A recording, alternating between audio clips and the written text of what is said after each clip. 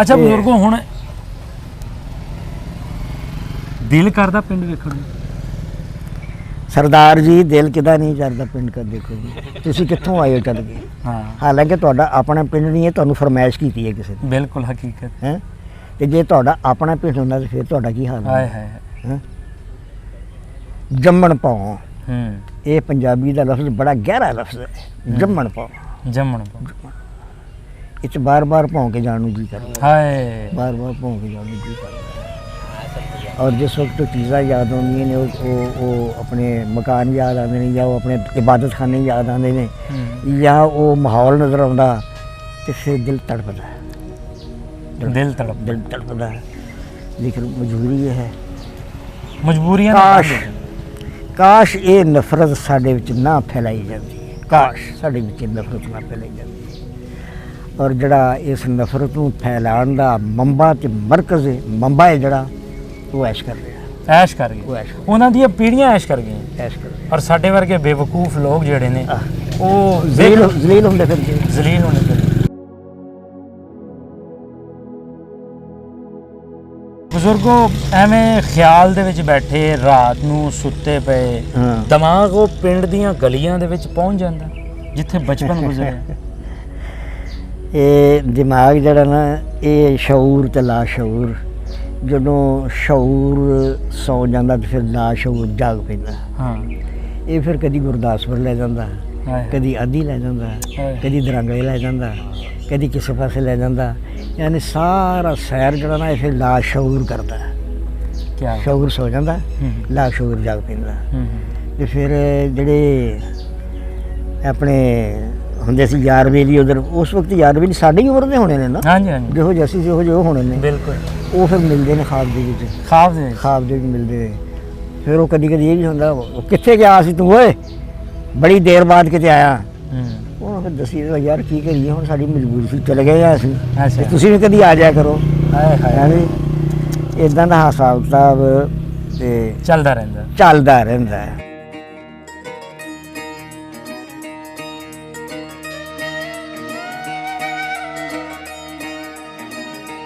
बड़ा आज़ादाना माहौल से यार, बड़े अच्छी ज़िंदगी गुजारते रहे। किसी किस्म का कोई अनाज, किसी किस्म की कोई दुश्मनी, किसी किस्म का कोई सासा अपने हसद या अनाज ढिड्डां दे विच किसी दे विच भी नहीं सी, ना सिख बरादरी च ना मुसलमान बरादरी विच। अच्छा। और माहौल बहुत ही अच्छा ते बहुत ही शानदार, इंतहाई मिलनसारी का माहौल सी।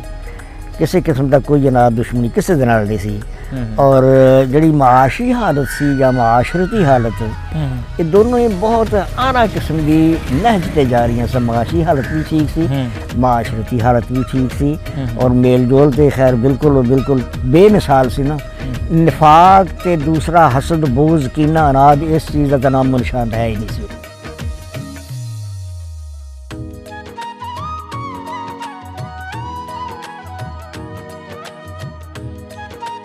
ਜਦੋਂ ਇਹ ਵੱਢ ਟੁੱਕ ਹੋ ਰਹੀ ਸੀ ਨਾ, ਮੈਂ ਆਪਣੀ ਅੱਖੀ ਦੇਖੀ ਜਿਹੜੀ ਟ੍ਰੇਨ ਜਾਂਦੀ ਸੀ ਨਾ ਇੱਥੋਂ ਗੁਰਦਾਸਪੁਰ ਵੱਲੋਂ ਆਪਣੇ ਦਾਖਲ ਹੁੰਦੀ ਸੀ ਅੰਮ੍ਰਿਤਸਰ ਸਟੇਸ਼ਨ ਦੇ ਵਿੱਚ, ਉਹਦੇ ਵਿੱਚ ਸਵਾਏ ਲਾਸ਼ਾਂ ਦੇ ਕੁਛ ਨਹੀਂ ਸੀ। ਬੱਚੇ, ਬੁੜੀਆਂ, ਨੌਜਵਾਨ, ਬੁੱਢੇ ਤੇ ਖੂਨ ਬਾਰੀਆਂ ਦੇ ਵਿੱਚੋਂ ਦੀ ਨਹਿਰ ਤਰ੍ਹਾਂ ਚੱਲ ਰਿਹਾ ਸੀ। ਔਰ ਇਸੇ ਤਰ੍ਹਾਂ ਜਿਹੜੀ ਉੱਧਰੋਂ ਲਾਹੌਰ ਵੱਲੋਂ ਅੰਮ੍ਰਿਤਸਰ ਵੱਲੋਂ ਲਾਹੌਰ 'ਚ ਦਾਖਲ ਹੁੰਦੀ ਸੀ, ਇਹੋ ਹੀ ਹਾਲ ਉਸ ਗੱਡੀ ਦਾ। ਦੋਨੋਂ ਹੀ ਤਰ੍ਹਾਂ ਆਪਣੇ ਬਿਲਕੁਲ ਬੇਕਸੂਰ ਮਾਰੀਆਂ ਗਈਆਂ। ਜਿਹੜਾ ਸਾਜ਼ਿਸ਼ੀ ਜ਼ੇਨ ਸੀ ਉਹ ਹਰਾਮਜ਼ਾਦਾ ਆਰਾਮ ਨਾਲ ਆਪਣੇ ਤਖਤ ਤੇ ਬੈਠਾ, ਹਕੀਕਤ ਗੱਲ ਕਰ ਰਹੇ ਹੋ, ਆਪਣੇ ਤਖਤ ਤੇ ਬੈਠਾ। ਬਸ ਇਸ ਗਲਤ ਫਹਿਮੀ ਦੇ ਵਿੱਚ ਆਣ ਕੇ ਦੋਨੋਂ ਹੀ ਤਰ੍ਹਾਂ ਬੇਗੁਨਾਹ ਮਾਰੇ ਗਏ, ਬੇਗੁਨਾਹ ਮਾਰੇ ਗਏ। ਜਿਹੜੇ ਇੱਧਰੋਂ ਹਿਜਰਤ ਕਰਕੇ ਗਏ ਸਿੱਖ ਬਰਾਦਰੀ, ਉਹ ਵੀ ਬੇਗੁਨਾਹ ਮਾਰੇ ਗਏ। ਜਿਹੜੇ ਉੱਧਰੋਂ ਹਿਜਰਤ ਕਰਕੇ ਪਾਕਿਸਤਾਨ ਆਏ, ਉਹ ਵੀ ਬੇਗੁਨਾਹ ਮਾਰੇ। ਹਕੀਕਤ ਹੈ।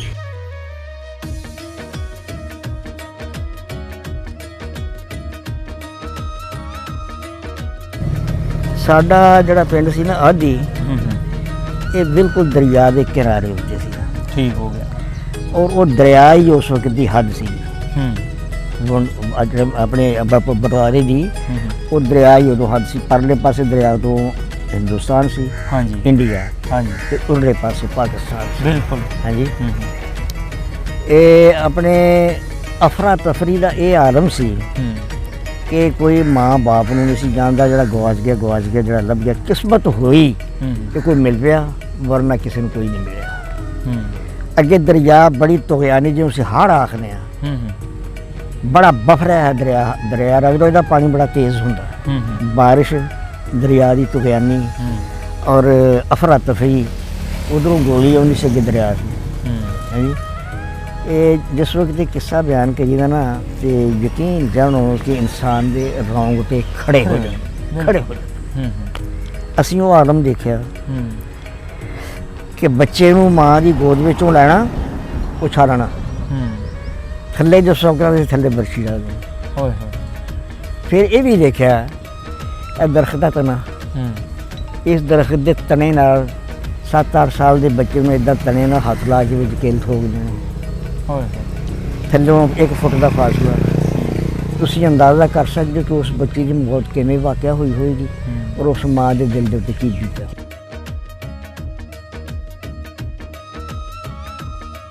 ਤੇ ਇੱਕ ਕਸਬਾ ਸੀ ਦੁਰੰਗਲਾ, ਇਸ ਵਕਤ ਉੱਥੋਂ ਸਾਰਾ ਦੁਨੀਆਂ ਛੱਤਾਂ ਨਜ਼ਰ ਆਉਂਦੀਆਂ ਨੇ ਸੂਰਜ ਦੀ ਸ਼ੁਆ ਦੇ ਨਾਲ, ਤੇ ਬੜਾ ਦਿਲ ਮਚਲਦਾ, ਮਚਲਦਾ ਦਿਲ ਕਰਦਾ ਛਾਲ ਮਾਰ ਕੇ ਚਲੇ ਜਾਏ। ਹਾਏ ਹਾਏ, ਵਤਨ ਦੀ ਮੁਹੱਬਤ ਜਿਹੜੀ ਹੁੰਦੀ ਹੈ ਨਾ, ਹੁਣ ਸਾਡਾ ਇਹ ਵਤਨ ਹੈ। ਹਾਂ, ਸਾਡਾ ਵਤਨ ਉਹ ਸੀ, ਸਾਡੀ ਔਲਾਦ ਦਾ ਵਤਨ ਇਹ ਹੈ। ਹਾਂਜੀ, ਅਸੀਂ ਉੱਥੇ ਪਏ ਜੰਮੇ ਸਾਂ। ਜੰਮਣ ਭੌਂ ਜਿਹਨੂੰ ਕਹਿੰਦੇ ਨੇ ਪੰਜਾਬੀ 'ਚ, ਉਹਦੀ ਬੜੀ ਅਹਿਮੀਅਤ ਹੈ ਇਨਸਾਨ ਦੀ ਜ਼ਿੰਦਗੀ ਵਿੱਚ। ਉਹ ਹੁਣ ਜਿਸ ਵਕਤ ਉਹ ਸਾਹਮਣੇ ਪਿੰਡ ਨਜ਼ਰ ਆਉਂਦਾ ਨਾ, ਤੇ ਬੜਾ ਦਿਲ ਮਚਲਦਾ। ਠੀਕ ਹੈ ਜੀ।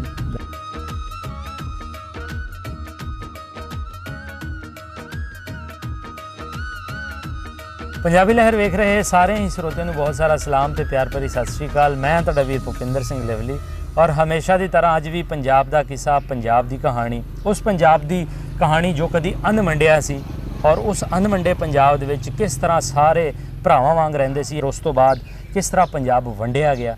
ਸੋ ਆਓ ਅੱਜ ਦੀ ਕਹਾਣੀ ਵੱਲ ਚੱਲਦੇ ਹਾਂ।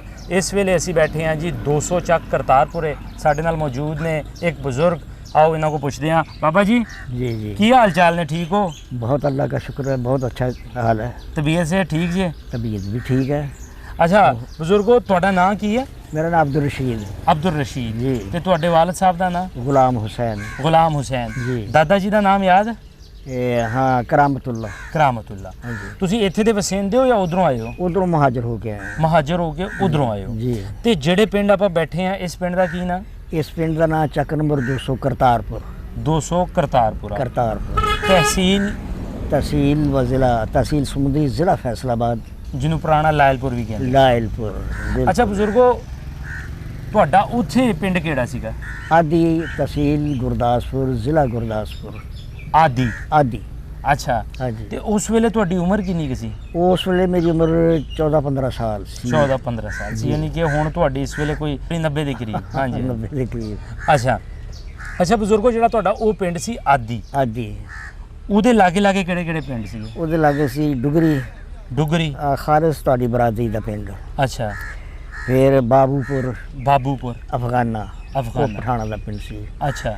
ਫਿਰ ਇਸ ਤਰ੍ਹਾਂ ਵਿੱਚ ਚੌੜਾ, ਛਨੀਆਂ, ਦੁਰਾਂਗਲਾ ਇੱਕ ਕਸਬਾ ਸੀਗਾ, ਨੀਮ ਸ਼ਹਿਰ ਜਿਹਾ। ਅੱਛਾ। ਇਸ ਤਰ੍ਹਾਂ ਆਲੇ ਦੁਆਲੇ ਇਹੋ ਜਿਹੇ ਪਿੰਡ ਸਨ, ਛੋਟੇ ਛੋਟੇ, ਬੜੇ ਬੜੇ ਵੀ, ਛੋਟੇ ਛੋਟੇ ਵੀ। ਤੇ ਦਰਿਆ ਰਾਵੀ ਦੇ ਬਿਲਕੁਲ ਕਿਨਾਰੇ ਤੇ। ਅੱਛਾ। ਬਿਲਕੁਲ ਇੰਨਾ ਕਿਨਾਰੇ ਤੇ ਕਿ ਸਾਡੀ ਉਹ ਜੋਗ ਜੁੱਤੀ ਜਦਾਈ ਦਰਿਆ ਦੇ ਲਾਗੋਂ ਦੀ ਲੰਘਦੀ ਨਹੀਂ ਸੀ, ਕੱਲਾ ਕੱਲਾ ਢੱਗਾ ਕਰਕੇ ਲਗਾਉਣਾ ਪੈਂਦਾ ਸੀ। ਅੱਛਾ ਅੱਛਾ, ਇਹਨਾਂ ਨਜ਼ਦੀਕ ਸੀ। ਸਹੀ ਸਹੀ। ਅੱਛਾ ਬਜ਼ੁਰਗੋ, ਜਿਹੜਾ ਤੁਹਾਡਾ ਪਿੰਡ ਸੀਗਾ ਜੀ, ਉਹਦੇ ਵਿੱਚ ਹਿੰਦੂ, ਸਿੱਖ, ਮੁਸਲਮਾਨ ਹੈ ਸੀਗੇ? ਹਾਂ, ਰਲਮੀ ਆਬਾਦੀ ਸੀ। ਮੁਸਲਮਾਨਾਂ ਦੀ ਆਬਾਦੀ ਜ਼ਰਾ ਜ਼ਿਆਦਾ ਸੀ।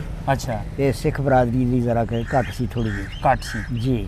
ਅੱਛਾ, ਤੇ ਉੱਥੇ ਸਿੱਖਾਂ ਦੇ ਕੋਈ ਨਾਮ ਯਾਦ ਹੈ? ਕੌਣ ਕੌਣ ਰਹਿੰਦੇ ਸੀ? ਨਾਮ ਤੇ ਮੈਨੂੰ ਚੰਗੀ ਤਰ੍ਹਾਂ ਯਾਦ ਸੀ, ਲੇਕਿਨ ਇਮਤਦਾਦ ਜ਼ਮਾਨਾ ਦੇ ਨਾਲ ਨਾਲ ਭੁੱਲ ਗਏ। ਇਹ ਹੁਣ ਹੈ ਕੋਈ ਯਾਦ?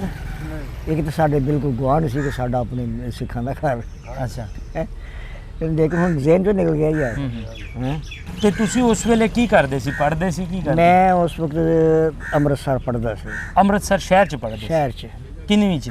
ਮੈਂ ਇਸਲਾਮੀ ਤਾਲੀਮ ਪੜ੍ਹਦਾ ਸੀ ਉਹਦੇ ਵਿੱਚ ਜਮਾਤਾਂ ਦਾ ਹਿਸਾਬ ਨਹੀਂ ਹੁੰਦਾ, ਅੱਛਾ ਅੱਛਾ ਅੱਛਾ, ਇਸਲਾਮੀ ਕਲਾਸਾਂ ਦਾ ਹਿਸਾਬ ਨਹੀਂ ਹੁੰਦਾ। ਠੀਕ। ਤੇ ਬੜਾ ਆਜ਼ਾਦਾਨਾ ਮਾਹੌਲ ਸੀ ਯਾਰ, ਬੜੇ ਅੱਛੀ ਜ਼ਿੰਦਗੀ ਗੁਜ਼ਾਰਦੇ ਰਹੇ। ਕਿਸੇ ਕਿਸਮ ਦਾ ਕੋਈ ਅਨਾਜ, ਕਿਸੇ ਕਿਸਮ ਦੀ ਕੋਈ ਦੁਸ਼ਮਣੀ, ਕਿਸੇ ਕਿਸਮ ਦਾ ਕੋਈ ਸਾਸਾ ਆਪਣੇ ਹਸਦ ਦੀ ਅਨਾਜ ਢਿੱਡਾਂ ਦੇ ਵਿੱਚ ਕਿਸੇ ਦੇ ਵਿੱਚ ਵੀ ਨਹੀਂ ਸੀ, ਨਾ ਸਿੱਖ ਬਰਾਦਰੀ 'ਚ ਨਾ ਮੁਸਲਮਾਨ ਬਰਾਦਰੀ ਵਿੱਚ। ਅੱਛਾ। ਅਲਬੱਤਾ ਹਿੰਦੂ ਥੋੜ੍ਹੇ ਜਿਹੇ ਜਿਹੜੇ ਸੀ ਨਾ, ਇਹ ਤੇ ਤੁਸੀਂ ਮੇਰਾ ਖਿਆਲ ਸਾਡੇ ਨਾਲ ਜ਼ਿਆਦਾ ਅੱਛੀ ਤਰ੍ਹਾਂ ਜਾਣਦੇ ਇਸ ਕੌਮ ਨੂੰ। ਅੱਛਾ। ਬਹਰਹਾਲ ਇਹ ਸਾਰਾ ਸ਼ਾਖਸਾਨਾ ਜਿਹੜਾ ਕਤਲ ਗਾਰਤ ਦਾ ਨਾ, ਇਹ ਮਨਸੂਬਾ ਇਹਨਾਂ ਦਾ ਹੀ ਧਰਿਆ ਸੀ। ਅੱਛਾ, ਕਤਲੋ ਗਾਰਤ ਵਾਲੇ ਪਾਸੇ ਅਸੀਂ ਬਾਅਦ 'ਚ ਆਵਾਂਗੇ, ਪਹਿਲਾਂ ਤੁਸੀਂ ਆਪਣੇ ਪਿੰਡ ਦਾ ਮਾਹੌਲ ਦੱਸੋ। ਪਿੰਡ ਦੇ ਨੰਬਰਦਾਰ ਕੌਣ ਸੀ? ਪਿੰਡ ਦੇ ਆਬਾਦੀ ਕੋਈ ਏਡੀ ਖਾਸ ਜ਼ਿਆਦਾ ਨਹੀਂ ਸੀ, ਦਰਮਿਆਨਾ ਜਿਹਾ ਪਿੰਡ ਸੀ। ਉਸ ਵਕਤ ਦੇ ਨੰਬਰਦਾਰ ਸਨ ਸਾਡੇ ਗੁਲਾਮ ਸਰਵਰ ਤੇ ਦੂਸਰੇ ਕੌਣ ਸੀ? ਗੁਲਾਮ ਰਸੂਲ। ਗੁਲਾਮ ਰਸੂਲ 2 ਨੰਬਰਦਾਰ ਸਨ ਸਾਡੇ ਪਿੰਡ ਦੇ। ਅੱਛਾ। ਔਰ ਮਾਹੌਲ ਬਹੁਤ ਹੀ ਅੱਛਾ ਤੇ ਬਹੁਤ ਹੀ ਸ਼ਾਨਦਾਰ, ਇੰਤਹਾਈ ਮਿਲਨਸਾਰੀ ਦਾ ਮਾਹੌਲ ਸੀ। ਕਿਸੇ ਕਿਸਮ ਦਾ ਕੋਈ ਜਨਾਬ ਦੁਸ਼ਮਣੀ ਕਿਸੇ ਦੇ ਨਾਲ ਨਹੀਂ ਸੀ। ਔਰ ਜਿਹੜੀ ਮਾਸ਼ੀ ਹਾਲਤ ਸੀ ਜਾਂ ਮਾਸ਼ਰਤੀ ਹਾਲਤ, ਇਹ ਦੋਨੋਂ ਹੀ ਬਹੁਤ ਆਲਾ ਕਿਸਮ ਦੀ ਨਹਿਜ ਤੇ ਜਾ ਰਹੀਆਂ ਸਨ। ਮਾਸ਼ੀ ਹਾਲਤ ਵੀ ਠੀਕ ਸੀ, ਮਾਸ਼ਰਤੀ ਹਾਲਤ ਵੀ ਠੀਕ ਸੀ, ਔਰ ਮੇਲ ਜੋਲ ਤੇ ਖੈਰ ਬਿਲਕੁਲ ਬੇਮਿਸਾਲ ਸੀ ਨਾ। ਨਿਫਾਕ ਤੇ ਦੂਸਰਾ ਹਸਦ, ਬੋਝ, ਕੀਨਾ, ਅਨਾਦ, ਇਸ ਚੀਜ਼ ਦਾ ਤਾਂ ਨਾਮ ਨਿਸ਼ਾਨ ਹੈ ਹੀ ਨਹੀਂ ਸੀ। ਹੈ ਹੀ ਨਹੀਂ ਸੀ। ਸਹੀ। ਬੜੀ ਮੁਖਲਿਸਾਨਾ ਜ਼ਿੰਦਗੀ। ਮਤਲਬ ਕਿ ਜਦੋਂ ਵਿਸਾਖੀ ਆਣੀ, ਈਦ ਆਣੀ, ਆਪਸ ਦੇ ਵਿੱਚ ਆਣ ਜਾਣ ਹੈ ਸੀ? ਆਣ ਜਾਣ ਅਸੀਂ ਵਿਸਾਖੀ ਦੇਖਣ ਜਾਂਦੇ ਰਹੇ ਹਾਂ। ਅੱਛਾ। ਹਾਂਜੀ। ਅਸੀਂ ਵਿਸਾਖੀ ਆਪ ਦੇਖਣ ਜਾਂ ਸਾਡੇ ਪਿੰਡ ਦੇ ਵਿੱਚ ਜੋ ਜਲੂਸ ਜਾਂਦਾ ਹੁੰਦਾ ਸੀ ਪਿੱਛੋਂ ਜਮ੍ਹਾਂ ਹੋ ਕੇ, ਵਿਸਾਖੀ ਦਾ ਜਲੂਸ। ਅੱਗੇ ਪਿੰਡ ਸੀਗਾ ਯਾਰ, ਹੁਣ ਇੱਕ ਮੁਸੀਬਤ ਹੈ ਵੀ ਉਹ ਨਾਂ ਨਹੀਂ ਯਾਦ ਰਹਿ ਗਈ। ਉਮਰ ਵੀ ਤੇ ਬਹੁਤੀ ਹੋ ਗਈ। ਹਾਂ, ਉਮਰ ਜ਼ਿਆਦਾ ਹੋ ਗਈ ਆ। ਤੇ ਅਸੀਂ ਬੜਾ ਅੱਛਾ ਤੁਹਾਡਾ ਸਲੂਕ ਦੇਖਦੇ ਹਾਂ। ਉਸ ਵੇਲੇ ਇੱਕ ਖਾਸ ਕਿਸਮ ਦਾ ਆਲਾ ਹੁੰਦਾ ਸੀ, ਹੁਣ ਇੱਦਾਂ ਕਰਕੇ ਉਹ ਜਾਂਦੇ ਗਾਲੜ ਆਖਦੇ ਸੀ ਮੇਰਾ ਉਹਨੂੰ, ਗਾਲੜੀ ਆਖਦੇ ਸੀ ਮੇਰਾ। ਤੇ ਉਹ ਬੜਾ ਉਹਨੇ ਗੀਤ ਗਾਉਂਦੇ ਜਾਣਾ ਆਪਣੇ ਜਿਹੋ ਜਿਹੇ ਵੀ ਹੈ ਸੀ, ਤੇ ਨੱਚਦਿਆਂ ਜਾਣਾ, ਰਕਸ ਕਰਦਿਆਂ ਜਾਣਾ, ਭੰਗੜਾ ਪਾਉਂਦਿਆਂ ਜਾਣਾ, ਘੁੰਗਰੂ ਬੱਧੇ ਹੋਣੇ ਪੈਰਾਂ ਦੇ ਨਾਲ। ਫਿਰ ਉਹ ਉੱਥੇ ਜਾ ਕੇ ਜਿੱਥੇ ਵਿਸਾਖੀ ਦਾ ਮਰਕਜ਼ ਹੁੰਦਾ ਸੀ, ਜਿੱਥੇ ਜਾ ਕੇ ਸਾਰੇ ਜਲੂਸ ਇਕੱਠੇ ਹੁੰਦੇ ਸੀ, ਉਹ ਤੇ ਫਿਰ ਆਪਣਾ ਹੀ ਨਜ਼ਾਰਾ ਹੁੰਦਾ ਸੀ ਉੱਥੇ। ਅੱਛਾ। ਉਹਦੇ ਆਪਣਾ ਹੀ ਨਜ਼ਾਰਾ ਹੁੰਦਾ ਸੀ। ਅੱਛਾ, ਗਮੀ ਖੁਸ਼ੀ ਮੁਸ਼ਕਲ ਹਾਲਾਤ ਦੇ ਵਿੱਚ ਜਿਸ ਤਰ੍ਹਾਂ ਪਿੰਡ 'ਚ ਹੁੰਦਾ ਹੈ ਨਾ, ਮਾੜੇ ਚੰਗੇ ਹੁੰਦੇ ਆ, ਤੇ ਆਪਸ ਦੇ ਵਿੱਚ ਇੱਕ ਦੂਸਰੇ ਨਾਲ ਬਿਲਕੁਲ ਮੇਲ ਜੋਲ ਸੀ। ਇੱਕ ਦੂਸਰੇ ਦੇ ਦਰਦ ਦੁੱਖ ਦੇ ਵਿੱਚ ਸ਼ਰੀਕ ਹੁੰਦਾ, ਸ਼ਾਦੀ 'ਚ ਸ਼ਰੀਕ ਹੋਣਾ, ਗਮੀ 'ਚ ਸ਼ਰੀਕ ਹੋਣਾ। ਫਿਰ ਚੂੰਕਿ ਸਾਡੇ ਉਹ ਜਿਹੜੇ ਹੈ ਨੇ ਮਜ਼ਹਬੀ ਰਸੂਮਾਤ, ਅਸੀਂ ਦਫਨਾਉਂਦੇ ਸਾਂ, ਤੁਸੀਂ ਉਹਨਾਂ ਨੂੰ ਜ਼ਰਾ ਕੋ ਸੰਸਕਾਰ ਕਰਦੇ ਸੀ, ਜਲਾਉਂਦੇ ਸੀਗੇ। ਉਹਦੇ ਵਿੱਚ ਅਸੀਂ ਇੱਕ ਦੂਸਰੇ ਦੇ ਨਾਲ ਹਮਦਰਦੀ ਦਾ ਇਜ਼ਹਾਰ ਕਰਨ ਵਾਸਤੇ ਸ਼ਰੀਕ ਹੁੰਦੇ ਸੀ। ਪੂਰੀ ਦੇ ਬਹਿੰਦੇ ਸੀ ਇੱਕ ਦੂਸਰੇ ਦੇ ਨਾਲ। ਸਿੱਖ ਬਰਾਦਰੀ ਕੋਲ ਅਸੀਂ ਬਹਿੰਦੇ ਸੀ, ਉਹ ਸਾਡੇ ਕੋਲ ਬਹਿੰਦੇ ਸੀਗੇ। ਔਰ ਬੜਾ ਆਲਾ ਕਿਸਮ ਦਾ ਮਾਇਆਰੀ ਹਿਸਾਬ ਦਾ ਆਪਣਾ ਵਕਤ ਅਸੀਂ ਗੁਜ਼ਾਰਿਆ। ਅੱਛਾ, ਤੁਸੀਂ ਦੱਸਿਆ ਤੁਸੀਂ ਅੰਮ੍ਰਿਤਸਰ ਵੀ ਸੀ ਜੀ। ਕਦੀ ਇਸ ਤਰ੍ਹਾਂ ਹੋਇਆ ਕਿ ਤੁਸੀਂ ਹਰਮੰਦਰ ਸਾਹਿਬ, ਜਿਹਨੂੰ ਗੋਲਡਨ ਟੈਂਪਲ ਵੀ ਕਹਿੰਦੇ ਨੇ, ਅਸੀਂ ਤੇ ਹਰਮੰਦਰ ਸਾਹਿਬ ਹੀ ਆਖਦੇ ਹਾਂ, ਤੇ ਉੱਥੇ ਵੀ ਕਦੀ ਗਏ ਹੋ? ਅਸੀਂ ਤਕਰੀਬਨ ਹਰ ਜੁਮੇ ਜਾਂਦੇ ਸਾਂ ਉੱਥੇ। ਹਰ ਜੁਮੇ। ਅੱਛਾ। ਤੇ ਮੈਂ ਤੁਹਾਨੂੰ ਦੱਸਿਆ ਸੀ ਨਾ ਕਿ ਸ਼ੁਰੂ ਕੀਤਾ ਸੀ 3 ਦਫਾ ਪੈਰ ਧੋਣੇ। ਅੱਛਾ। ਫਿਰ ਉੱਥੇ ਜੁੱਤੀਆਂ ਸਾਰੀਆਂ ਪਹਿਲੇ ਨਲਕੇ ਤੇ ਲਹਾ ਲੈਣੀਆਂ। ਅੱਛਾ। ਤੇ ਅੱਗੇ 2 ਦਫਾ ਫਿਰ ਜਾ ਕੇ ਪੈਰ ਧੋਣੇ। ਫਿਰ ਉਹ ਮੰਦਰ ਦੀ ਜਿਹੜੀ ਹਦੂਦ ਸੀ ਨਾ, ਉਹ ਸ਼ੁਰੂ ਹੁੰਦੀ ਸੀ, ਤੁਸੀਂ ਦੇਖਿਆ ਨਹੀਂ? ਹਾਂਜੀ, ਮੈਂ ਵੇਖਿਆ। ਪੂਰੇ ਮੁਰੱਬੇ ਦੇ ਵਿੱਚ ਤਲਾਬ ਆ, ਹੁਣ ਦਾ ਪਤਾ ਨਹੀਂ ਮੈਨੂੰ। ਪੂਰੇ ਮੁਰੱਬੇ ਦੇ ਵਿੱਚ ਤਲਾਬ ਆ, ਔਰ ਪੂਰੀ ਨਹਿਰ ਦਾ ਮੋਗਾ ਜਾਂਦਾ ਸੀ ਉੱਥੇ। ਅੱਛਾ, ਉਹ ਨਹਿਰ ਦਾ ਮੋਗਾ ਮਖਸੂਸ ਸਿਰਫ ਉਸੇ ਮੰਦਰ ਵਾਸਤੇ ਸੀ, ਤਲਾਬ ਵਾਸਤੇ। ਠੀਕ ਹੋ ਗਿਆ। ਅਸੀਂ ਉਸ ਮੋਗੇ ਨੂੰ ਵੀ ਦੇਖਿਆ, ਉਸ ਨਹਿਰ 'ਚ ਵੀ ਨਹਾਤਾ। ਸਾਲ ਬਾਅਦ ਜਿਹੜਾ ਤੁਹਾਡਾ ਸਫਾਈ ਦਾ, ਮੋਗੇ ਦੀ ਸਫਾਈ ਦਾ ਹਿਸਾਬ ਕਿਤਾਬ ਹੁੰਦਾ ਸੀ, ਉਹ ਵੀ ਅਸੀਂ ਹਰ ਸਾਲ ਦੇਖਦੇ ਰਹੇ ਹਾਂ। ਦੁਨੀਆ ਦੇ ਮੇਰਾ ਖਿਆਲ ਹੈ ਹਰ ਕੋਨੇ ਦੇ ਉੱਤੋਂ ਸਿੱਖ ਉੱਥੇ ਜਮ੍ਹਾਂ ਹੁੰਦੇ ਸਨ। ਮਸਲਨ ਇੱਥੇ ਇੱਕ ਖੂਹ ਕੱਢਿਆ ਖਾਲੇ ਦੇ ਉੱਤੇ, ਜਿਹੜਾ ਆਪਣੇ ਗੁਰਦੁਆਰੇ ਸਾਹਿਬ ਨੂੰ ਜਾਂਦਾ, ਉਹ ਉੱਥੇ ਜਾ ਕੇ ਫਿਰ ਖੂਹ ਕੱਢਿਆ, ਉੱਤੇ ਢੱਕਣ ਲੱਗਾ।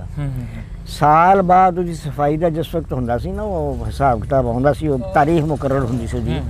ਤੇ ਫਿਰ ਦੁਨੀਆ ਦੇ ਕੋਨੇ ਉੱਥੋਂ ਸਿੱਖ ਉੱਥੇ ਜਮ੍ਹਾਂ ਹੁੰਦੇ ਸੀ। ਤੇ ਹਰ ਆਦਮੀ ਦੀ ਇਹ ਆਰਜ਼ੂ ਤੇ ਖੁਸ਼ੀ ਹੁੰਦੀ ਸੀ ਕਿ ਮੇਰੇ ਸੇ ਥੋੜੀ ਜਿਹੀ ਮਿੱਟੀ ਆ ਜਾਵੇ, ਮੁਤਬਰਕ ਥੋੜੀ ਜਿਹੀ ਮਿੱਟੀ ਆ ਜਾਵੇ। ਬਾਹਰ ਨਹੀਂ ਸੀ ਸੁੱਟਦੇ ਮਿੱਟੀ, ਖਾੜੇ ਚੋਂ ਕੱਢ ਕੇ ਹਰ ਆਦਮੀ ਨੇ ਆਪਣੇ ਪੱਲੇ ਬੰਨ੍ਹੀ ਜਾਣੀ। ਤੇ ਮੇਰਾ ਖਿਆਲ ਹੈ ਤਕਰੀਬਨ 6 ਮੀਲ ਉਹ ਨਹਿਰ ਤੋਂ ਲਾ ਕੇ ਤੇ ਗੋਲਡਨ ਟੈਂਪਲ ਤੱਕ ਦਾ ਇਹ ਸਫ਼ਰ ਬਣਦਾ ਸੀ। 6-7 ਮੀਲ ਸ਼ਹਿਰ ਦੇ ਵਿੱਚੋਂ ਨਹੀਂ ਜਾਂਦਾ ਸੀ। ਸਹੀ।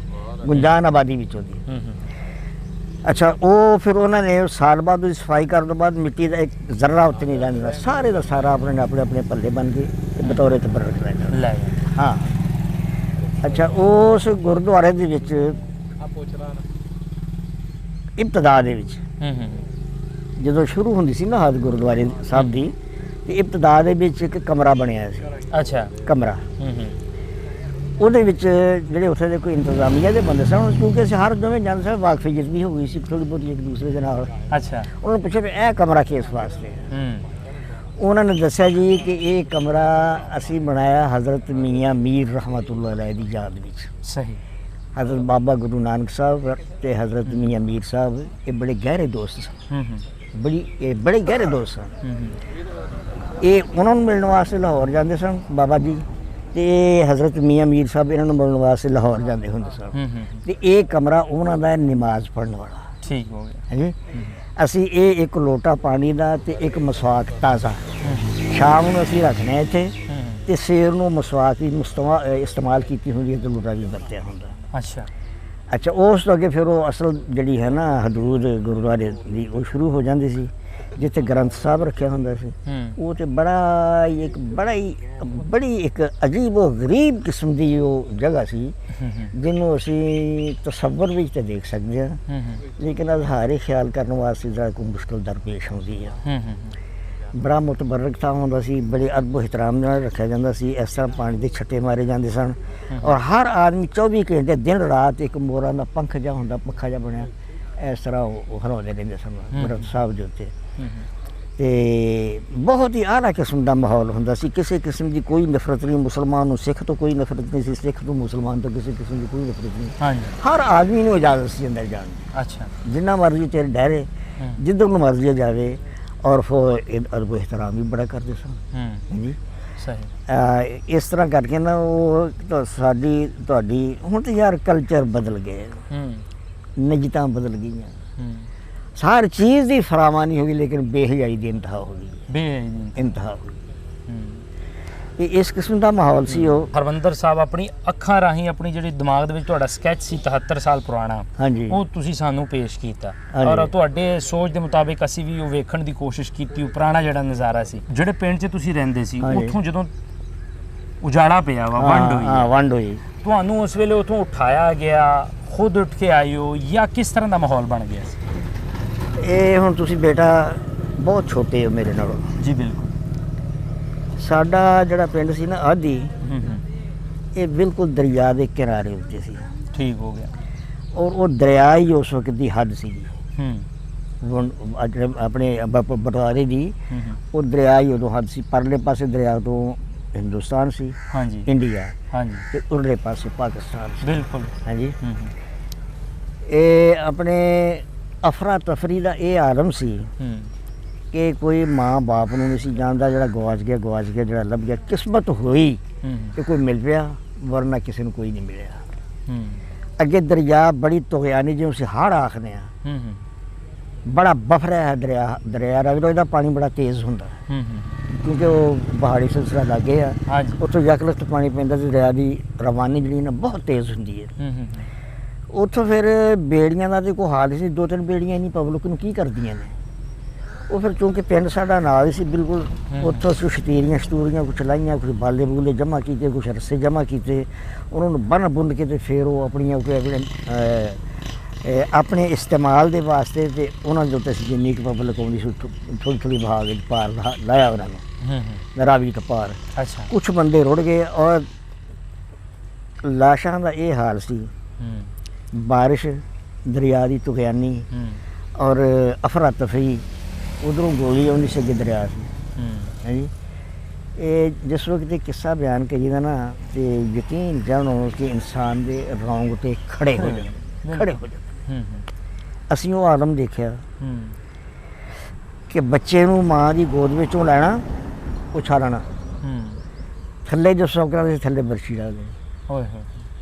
ਫਿਰ ਇਹ ਵੀ ਦੇਖਿਆ, ਇਹ ਦਰਖਤ ਦਾ ਤਣਾ, ਇਸ ਦਰਖਤ ਦੇ ਤਣੇ ਨਾਲ 7-8 ਸਾਲ ਦੇ ਬੱਚੇ ਨੂੰ ਇੱਦਾਂ ਤਣੇ ਨਾਲ ਹੱਥ ਲਾ ਕੇ ਵਿੱਚ ਕਿੱਲ ਠੋਕ ਦੇਣੇ, ਥੱਲੋਂ 1 ਫੁੱਟ ਦਾ ਫਾਸਲਾ। ਤੁਸੀਂ ਅੰਦਾਜ਼ਾ ਕਰ ਸਕਦੇ ਕਿ ਉਸ ਬੱਚੇ ਦੀ ਮੌਤ ਕਿਵੇਂ ਵਾਕਿਆ ਹੋਈ ਹੋਏਗੀ, ਔਰ ਉਸ ਮਾਂ ਦੇ ਦਿਲ ਦੇ ਉੱਤੇ ਕੀ ਬੀਤੀ ਹੋਈ। ਯਾਨੀ ਇਹੋ ਜਿਹੀਆਂ ਦਰਦਨਾਕ ਕਹਾਣੀਆਂ।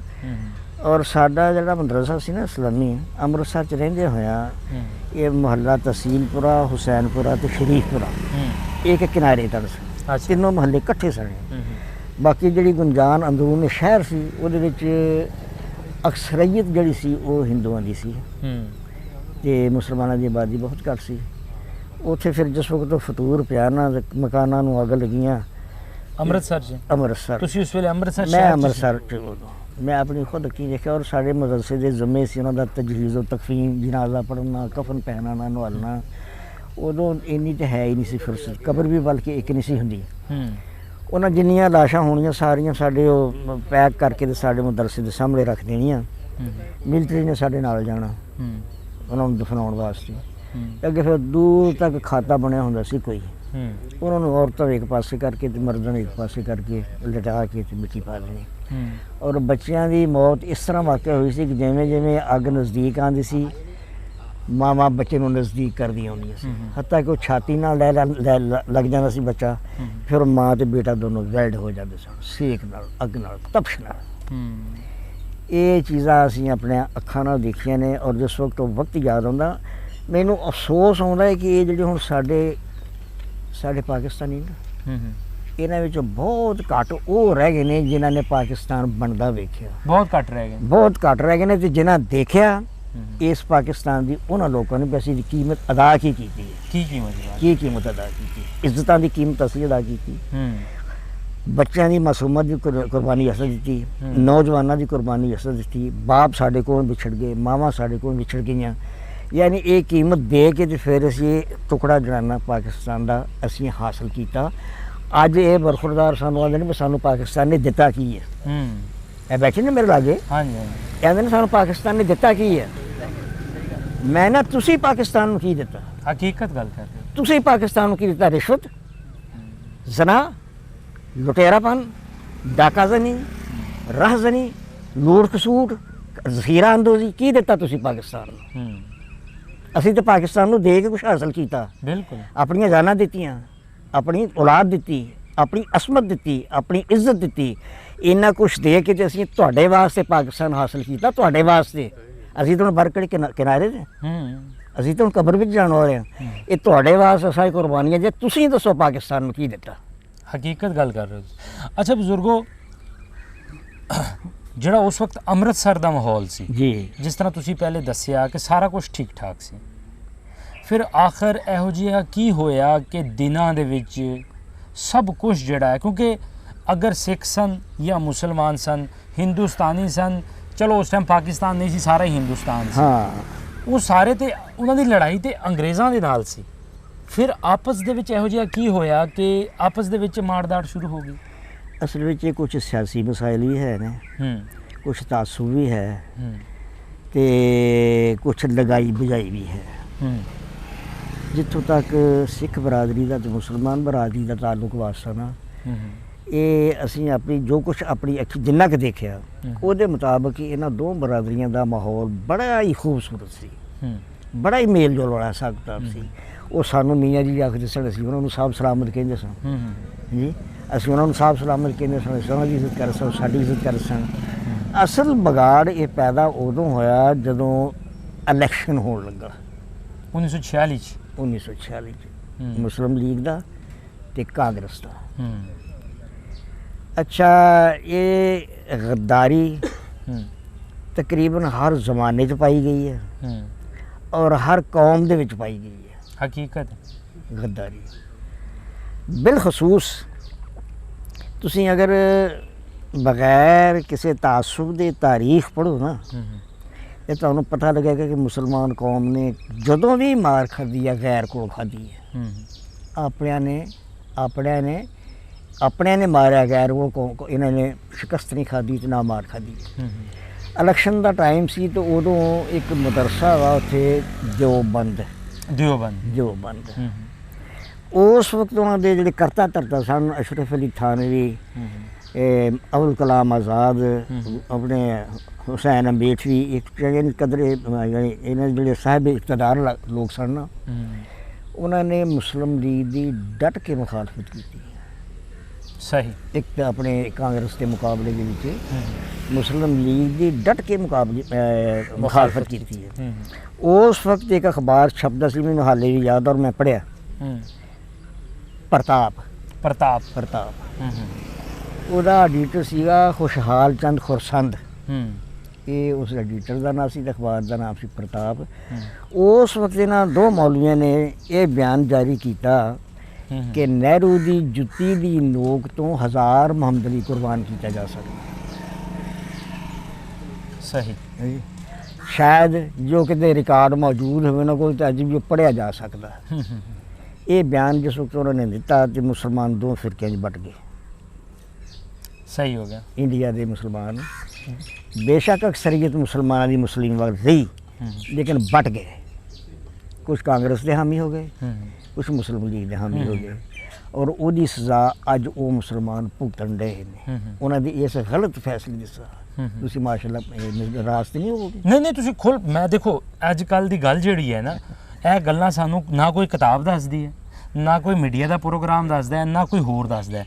ਤੁਹਾਡੇ ਕੋਲ ਆਉਣ ਦਾ ਮਕਸਦ, ਤੁਹਾਡੇ ਪਿੱਛੇ 2-3 ਘੰਟੇ ਇੱਥੇ ਲਾਉਣ ਦਾ ਮਕਸਦ, ਬਜ਼ੁਰਗਾਂ ਨੂੰ ਲੱਭਣ ਦਾ ਮਕਸਦ ਤੁਹਾਡੇ ਸਾਹਮਣੇ। ਅਸੀਂ ਬਜ਼ੁਰਗ ਪਹਿਲੇ ਇੱਥੇ ਪਿੰਡ 'ਚ ਲੱਭਿਆ, ਪੁੱਛਿਆ, ਫਿਰ ਬਮੁਸ਼ਕਲ ਤੁਸੀਂ ਮਿਲੇ ਹੋ ਤੇ ਇੰਨੀ ਐਫਰਟ ਕਰਨ ਦਾ ਮਕਸਦ ਇਹ ਹੈ ਕਿ ਸਾਨੂੰ ਸੱਚਾਈ ਦੀ ਗੱਲ ਪਤਾ ਚੱਲੇ।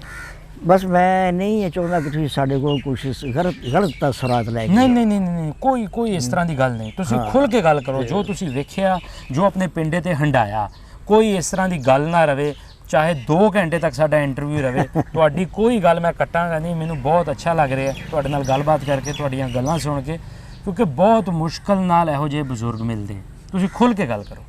ਅੱਛਾ, ਉਹ ਜਿਸ ਵਕਤ ਮੁਸਲਮਾਨ ਕੌਮ ਦੋ ਹਿੱਸਿਆਂ ਵਿੱਚ ਵੱਟ ਗਈ, ਕੁਛ ਕਾਂਗਰਸੀ ਬਣ ਗਏ, ਕੁਛ ਮੁਸਲਿਮ ਲੀਗੀ ਬਣ ਗਏ। ਅੱਛਾ। ਉੱਥੋਂ ਫਿਰ ਇਹਨਾਂ ਦੋ ਬਟਵਾਰਿਆਂ ਦੇ ਵਿੱਚ ਆਪਣੀ ਦੁਸ਼ਮਣੀ ਪੈਦਾ ਹੋ ਗਈ। ਇੱਕ ਤੇ ਉਹ ਸੀ ਨਾ ਜਿਹੜੇ ਆਪਣੇ ਹੈਗੇ ਸੀ ਕਾਂਗਰਸੀ, ਦੂਸਰੇ ਇਹਨਾਂ ਦੋ ਇੱਕੋ ਬਰਾਦਰੀ ਵਿੱਚ ਦੋ ਹਿੱਸੇ ਬਣ ਗਏ। ਸਹੀ। ਇੱਕ ਹਿੰਦੂ ਆਪਣੇ ਕਾਂਗਰਸ ਨਵਾਜ਼, ਇੱਕ ਮੁਸਲਿਮ ਲੀਗ ਨਵਾਜ਼।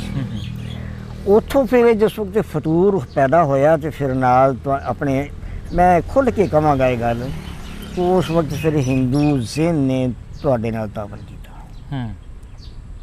ਸਾਨੂੰ ਤੁਸੀਂ ਬੇਕਸੂਰ ਹੋ। ਮੈਂ ਚੰਗੀ ਤਰ੍ਹਾਂ ਜਾਣਨਾ ਇਸ ਵੰਡ ਵਡਾਕੇ ਤੇ ਜੋ ਕਿਰਦਾਰ ਹੈ ਹਿੰਦੂ ਦਾ, ਬੜਾ ਸਾਜ਼ਸ਼ੀ ਜ਼ਿਹਨ ਪਾਇਆ ਇਸ ਕੌਮ ਨੇ, ਇੱਕ ਹਿੰਦੂ ਨੇ ਤੇ ਇੱਕ ਯਹੂਦੀ ਨੇ। ਅੱਛਾ, ਉਸ ਵਕਤ ਫਿਰ ਉੱਥੋਂ ਇਹ ਸ਼ੁਰੂ ਹੋਇਆ ਸਿਲਸਿਲਾ ਤੇ ਫੌਰੀ ਤੌਰ ਦੇ ਉੱਤੇ ਅੰਮ੍ਰਿਤਸਰ ਪਹੁੰਚ ਗਏ। ਤੇ ਅੰਮ੍ਰਿਤਸਰ ਵਿੱਚ ਕਿਉਂਕਿ ਅਕਸਰੀਅਤ ਸੀਗੀ ਇਹਨਾਂ ਦੀ ਹਿੰਦੂਆਂ ਦੀ, ਕੁਛ ਸਿੱਖ ਬਰਾਦਰੀ ਸੀ, ਕੁਛ ਹਿੰਦੂ ਸੀ ਔਰ ਮਾਲਦਾਰ ਸਨ। ਬਸ ਇਸ ਗਲਤ ਫਹਿਮੀ ਦੇ ਵਿੱਚ ਆਣ ਕੇ ਦੋਨੋਂ ਹੀ ਧਿਰਾਂ ਬੇਗੁਨਾਹ ਮਾਰੇ ਗਏ। ਜਿਹੜੇ ਇੱਧਰੋਂ ਹਿਜਰਤ ਕਰਕੇ ਗਏ ਸਿੱਖ ਬਰਾਦਰੀ, ਉਹ ਵੀ ਬੇਗੁਨਾਹ ਮਾਰੇ ਗਏ। ਜਿਹੜੇ ਉੱਧਰੋਂ ਹਿਜਰਤ ਕਰਕੇ ਪਾਕਿਸਤਾਨ ਆਏ, ਉਹ ਵੀ ਬੇਗੁਨਾਹ ਮਾਰੇ। ਹਕੀਕਤ ਹੈ, ਬੇਗੁਨਾਹ। ਤੁਸੀਂ ਮੈਨੂੰ ਤਸਲੀਮ ਕਰੋਗੇ ਇਸ ਗੱਲ? ਬਿਲਕੁਲ, ਮੈਂ ਤਸਲੀਮ ਕਰਦਾ ਤੁਹਾਡੀ। ਹਾਂ, ਦੋਨੋਂ ਬੇਗੁਨਾਹ ਮਾਰੇ ਗਏ ਤੇ ਉੱਲੂ ਦਾ ਪੱਠਾ ਮਫਾਦ ਉਠਾ ਗਿਆ ਹਿੰਦੂ ਉਠਾ ਗਿਆ। ਹੁਣ ਮੇਰਾ ਖਿਆਲ ਹੈ ਕੁਛ ਅਹਿਸਾਸ ਹੋ ਰਿਹਾ ਸਾਡੀ ਇਸ ਸਿੱਖ ਬਰਾਦਰੀ ਨੂੰ, ਅਸੀਂ ਹੋ ਗਿਆ ਫੈਸਲਾ ਗਲਤ ਕੀਤਾ ਸੀ। ਮੇਰਾ ਖਿਆਲ ਹੈ ਵੀ ਅਹਿਸਾਸ ਜ਼ਰੂਰ ਹੋਏਗਾ। ਅਹਿਸਾਸ ਹੁਣ ਮੈਂ ਇੱਕ ਇੰਟਰਵਿਊ ਲੈਣ ਵਾਲਾ ਵਾਂ ਤੇ ਮੈਂ ਅਗਰ ਆਪਣੇ ਅਹਿਸਾਸ ਦੱਸਾਂਗਾ ਤੇ ਗੱਲ ਕਿੱਧਰ ਚਲੀ ਜਾਏਗੀ। ਤੇ ਮੈਂ ਹਕੀਕਤ ਤੌਰ ਤੇ ਤੁਹਾਡੀ ਗੱਲ ਸੁਣਨਾ ਚਾਹੁੰਦਾ। ਅੱਛਾ, ਠੀਕ ਹੈ। ਅਹਿਸਾਸ ਤੇ ਬਿਲਕੁਲ ਹੈ, ਇਹ ਗੱਲ ਵੀ ਤੁਹਾਡੀ ਹਕੀਕਤ ਹੈ ਨਾ, ਬਿਲਕੁਲ ਹੈ। ਔਰ ਇਹੋ ਹੀ ਵਜ੍ਹਾ ਹੈ ਕਿ ਅੱਜ ਪਾਕਿਸਤਾਨੀ ਕੌਮ ਜਿਹੜੀ ਹੈ ਨਾ ਤੁਹਾਨੂੰ ਬੜੀ ਅਹਿਮੀਅਤ ਦੇ ਰਹੀ ਹੈ। ਇਹਦਾ ਸਬੂਤ ਉਹ ਖਰਚ ਜਿਹੜਾ ਕੀਤਾ ਨਾ ਕਰਤਾਰਪੁਰ ਸਾਹਿਬ ਵਾਲਾ, ਇਹ ਇਸ ਚੀਜ਼ ਦਾ ਸਬੂਤ। ਬਿਲਕੁਲ ਸਬੂਤ ਹੈ ਜੀ। ਤੁਸੀਂ ਵੀ ਰਾਜ਼ੀ ਹੋਏ, ਮੁਸਲਮਾਨਾਂ ਨੇ ਵੀ ਆਪਣੇ ਬੜੀ ਅਹਿਮੀਅਤ ਦਿੱਤੀ ਤੁਹਾਡੇ ਇਸ ਰਸਤੇ ਨੂੰ ਬਣਾ ਕੇ। ਹੋ ਸਕਦਾ ਹੈ ਕਿ ਇਹ ਰਸਤਾ ਤੁਹਾਨੂੰ ਦੇ ਕੇ ਕੁਛ ਮਫਾਦ ਤੁਹਾਡਾ ਵੀ ਇਸ ਰਸਤੇ ਦੇ ਨਾਲ ਸ਼ਾਮਲ ਹੋਏ ਤੇ ਕੁਛ ਮਫਾਦ ਸਾਡਾ ਵੀ ਸ਼ਾਮਲ ਹੋਏ। ਹਕੀਕਤ ਹੈ ਜੀ। ਤੁਹਾਨੂੰ ਅਹਿਸਾਸ ਜਦੋਂ ਹੋ ਗਿਆ ਨਾ ਇਸ ਗੱਲ ਦਾ ਕਿ ਅਸੀਂ ਗਲਤੀ ਕੀਤੀ ਸੀ, ਤੇ ਜਦੋਂ ਅਹਿਸਾਸ ਹੋ ਜਾਏ ਨਾ ਬੰਦੇ ਨੂੰ, ਇਹ ਫਿਰ ਆਪਣੇ ਆਪ ਨੂੰ ਸੰਵਾਰਨ ਦੀ ਕੋਸ਼ਿਸ਼ ਜ਼ਰੂਰ ਕਰਦਾ। ਬਿਲਕੁਲ, ਇਹ ਵੀ। ਔਰ ਜਿਹੜਾ ਮੈਦਾਨ ਦੇ ਵਿੱਚ ਦੋ ਪਹਿਲਵਾਨਾਂ ਦਾ ਲੜਨਾ ਨਾ, ਉਹਦੇ ਵਿੱਚੋਂ ਇੱਕ ਦਾ ਸ਼ਿਕਸਤ ਖਾ ਜਾਣਾ, ਇਹ ਕੋਈ ਸ਼ਿਕਸਤ ਨਹੀਂ, ਦੋਵਾਂ 'ਚ ਇੱਕ ਨੇ ਢਹਿਣਾ। ਇਹ ਲਾਜ਼ਮੀ ਹੈ। ਅੱਛਾ, ਬਹਾਦਰੀ ਉਸ ਆਦਮੀ ਦੀ ਹੈ ਜਿਹੜਾ ਆਪਣੀ ਗਲਤੀ ਨੂੰ ਤਸਲੀਮ ਕਰੇ। ਸਭ ਤੋਂ ਬੜੀ ਬਹਾਦਰੀ ਹੈ ਇਹ ਵੀ। ਬਹੁਤ ਜ਼ਬਰਦਸਤ। ਹਾਂ, ਬਹੁਤ ਜ਼ਬਰਦਸਤ। ਸਭ ਤੋਂ ਬੜੀ ਬਹਾਦਰੀ ਹੈ ਜਿਹੜਾ ਆਪਣੀ ਗਲਤੀ ਨੂੰ ਤਸਲੀਮ ਕਰੇ। ਔਰ ਮਾਸ਼ਾਅੱਲਾ ਮੈਨੂੰ ਅਹਿਸਾਸ ਹੈ ਇਸ ਗੱਲ ਦਾ ਕਿ ਤੁਸੀਂ ਸਾਡੀ ਇਸ ਰਸਤਾ ਦੇਣ ਨੂੰ ਜਾਂ ਇਹ ਤੁਹਾਨੂੰ ਖੁੱਲ੍ਹ ਦੇਣ ਨੂੰ ਜਾਂ ਤੁਹਾਡੇ ਨਾਲ ਤੁਸੀਂ ਮਹਿਸੂਸ ਕਰ ਰਹੇ ਹੋਗੇ ਇਹਨਾਂ ਦਾ ਇਖਲਾਕ ਸਾਡੇ ਨਾਲ ਕਿਵੇਂ ਹੈ? ਤੁਹਾਨੂੰ ਮਹਿਸੂਸ ਨਹੀਂ ਹੁੰਦਾ ਕੁਛ? ਸਾਡਾ ਪਾਕਿਸਤਾਨੀ ਕੌਮ ਦਾ ਇਖਲਾਕ ਤੁਹਾਨੂੰ ਮਹਿਸੂਸ ਨਹੀਂ ਹੁੰਦਾ? ਮੇਰੇ ਨਾਲ ਤੇ ਵੇਖੋ ਨਾ, ਹੁਣ ਮੈਂ ਤੁਹਾਡੇ ਪਿੰਡ ਆਇਆ ਵਾਂ ਠੀਕ ਹੈ, ਜੇ ਮਹਿਸੂਸ ਕਰਨ ਦੀ ਗੱਲ ਕਹਿ ਰਹੇ ਹੋ ਤੇ ਮੈਂ ਉਹ ਪਿੰਡ 'ਚ ਇਸ ਕਰਕੇ ਇੰਟਰਵਿਊ ਨਹੀਂ ਕੀਤਾ, ਮੈਨੂੰ ਪਤਾ ਸੀ ਉੱਥੇ ਸਾਰਾ ਪਿੰਡ ਜਮ੍ਹਾਂ ਹੋ ਜਾਣਾ ਸੀ ਠੀਕ ਹੈ। ਉਹਨਾਂ ਨੇ ਕਰਨੀ ਸੀ ਮੁਹੱਬਤ, ਤੇ ਮੁਹੱਬਤ ਦੇ ਵਿੱਚ ਜਿਹੜੀਆਂ ਤੁਹਾਡੀਆਂ ਗੱਲਾਂ ਨੇ ਨਾ ਉਹ ਰਹਿ ਜਾਣੀਆਂ। ਸਾਡੇ ਇੱਕ ਸ਼ਾਦੀ ਸੀ ਲਾਹੌਰ, ਦੇਰ ਹੋ ਗਈ ਹੈ, ਉੱਥੇ ਵਾਘੇ ਦੇ ਨਾਲ ਹੀ ਸੀ ਜਿੱਥੇ ਅਸੀਂ ਸ਼ਾਦੀ ਤੇ ਗਏ ਸਾਂ, ਤੇ ਉਹ ਰਲ ਮਿਲ ਕੇ ਸਾਡਾ ਪ੍ਰੋਗਰਾਮ ਬਣ ਗਿਆ ਵੀ ਉਹ ਆਪਣੇ ਸਿੱਖ ਬਰਾਦਰੀ ਦੀਆਂ ਗੱਡੀਆਂ 2-3 ਆਈਆਂ ਨੇ ਉੱਥੇ ਲਾਹੌਰ ਵਾਘੇ, ਤੇ ਚਲੋ ਹਮ ਦੇਖ ਕੇ ਆਈਏ। ਅਸੀਂ ਚਲੇ ਗਏ ਤੇ ਗੱਡੀਆਂ 2-3 ਖੜੀਆਂ, ਤੇ ਜਨਾਬ ਬਹੁਤ ਹੀ ਆਲਾ ਤੁਹਾਨੂੰ ਉਹਨਾਂ ਨੇ ਰਿਸੀਵ ਕੀਤਾ ਮਹਿਕਮੇ ਰੇਲਵੇ ਨੇ। ਜਨਾਬ ਸਜਿਆ ਸਟੇਸ਼ਨ, ਝੰਡੀਆਂ ਲੱਗੀਆਂ, ਪਾਣੀ ਥਾਂ ਜਗ੍ਹਾ ਜਗ੍ਹਾ। ਅਸੀਂ ਵੀ ਇੱਕ ਬੈਂਚ ਦੇ ਉੱਤੇ ਬੈਠ ਗਏ। ایک بی بی آئی کہ ان کہیں گے بھائی جان مجھے پانی چاہیے، انڈیا دے سر اچھا ہندوستان بھائی جان مجھے پانی چاہیے۔ میں کہا بیٹی لو، میں بیٹی میں تو بس چھوٹا میں بہن لائی پانی دیتا ہوں، وہ لاگے پانی سے میں وہ پانی کا بھانڈا پڑیا تو وہ لیا کے لے میں لو بی جی پانی۔ اچھا وہ پانی میرے کو وصول کر کے تو میں نے بھائی جان میں یہ آپ کے لیے مٹھائی ہے، اچھا یہ آپ کے لیے مٹھائی ہے۔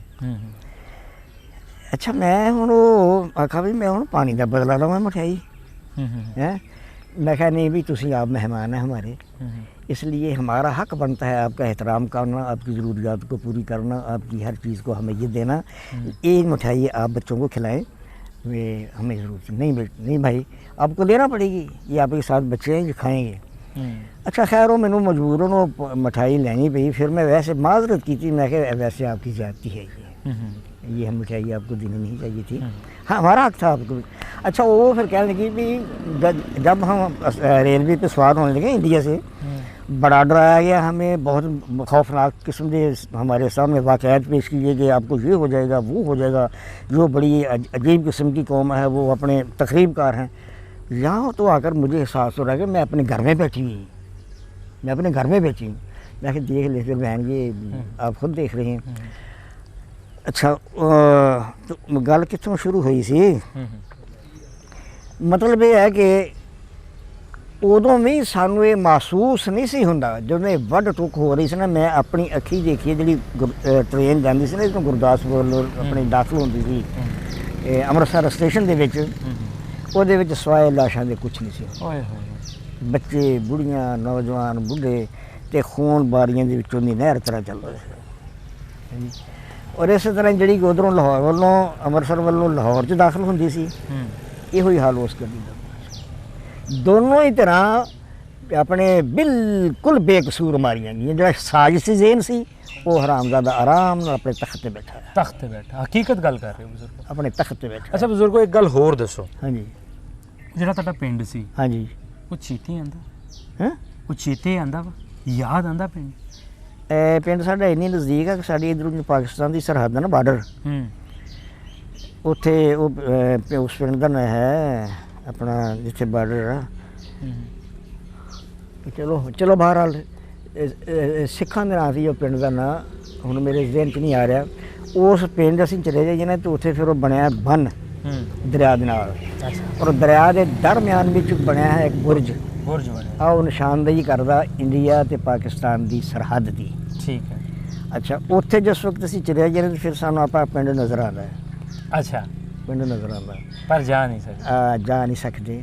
ਉੱਧਰ ਹੀ ਸਾਨੂੰ ਹਾਲ ਬੋਲਦੇ ਨਜ਼ਰ ਆਉਂਦੇ ਨੇ, ਸਿੱਖ ਬਰਾਦਰੀ ਜਾਂ ਹਿੰਦੂ ਜੋ ਕੁਛ ਵੀ ਹੈ ਨੇ।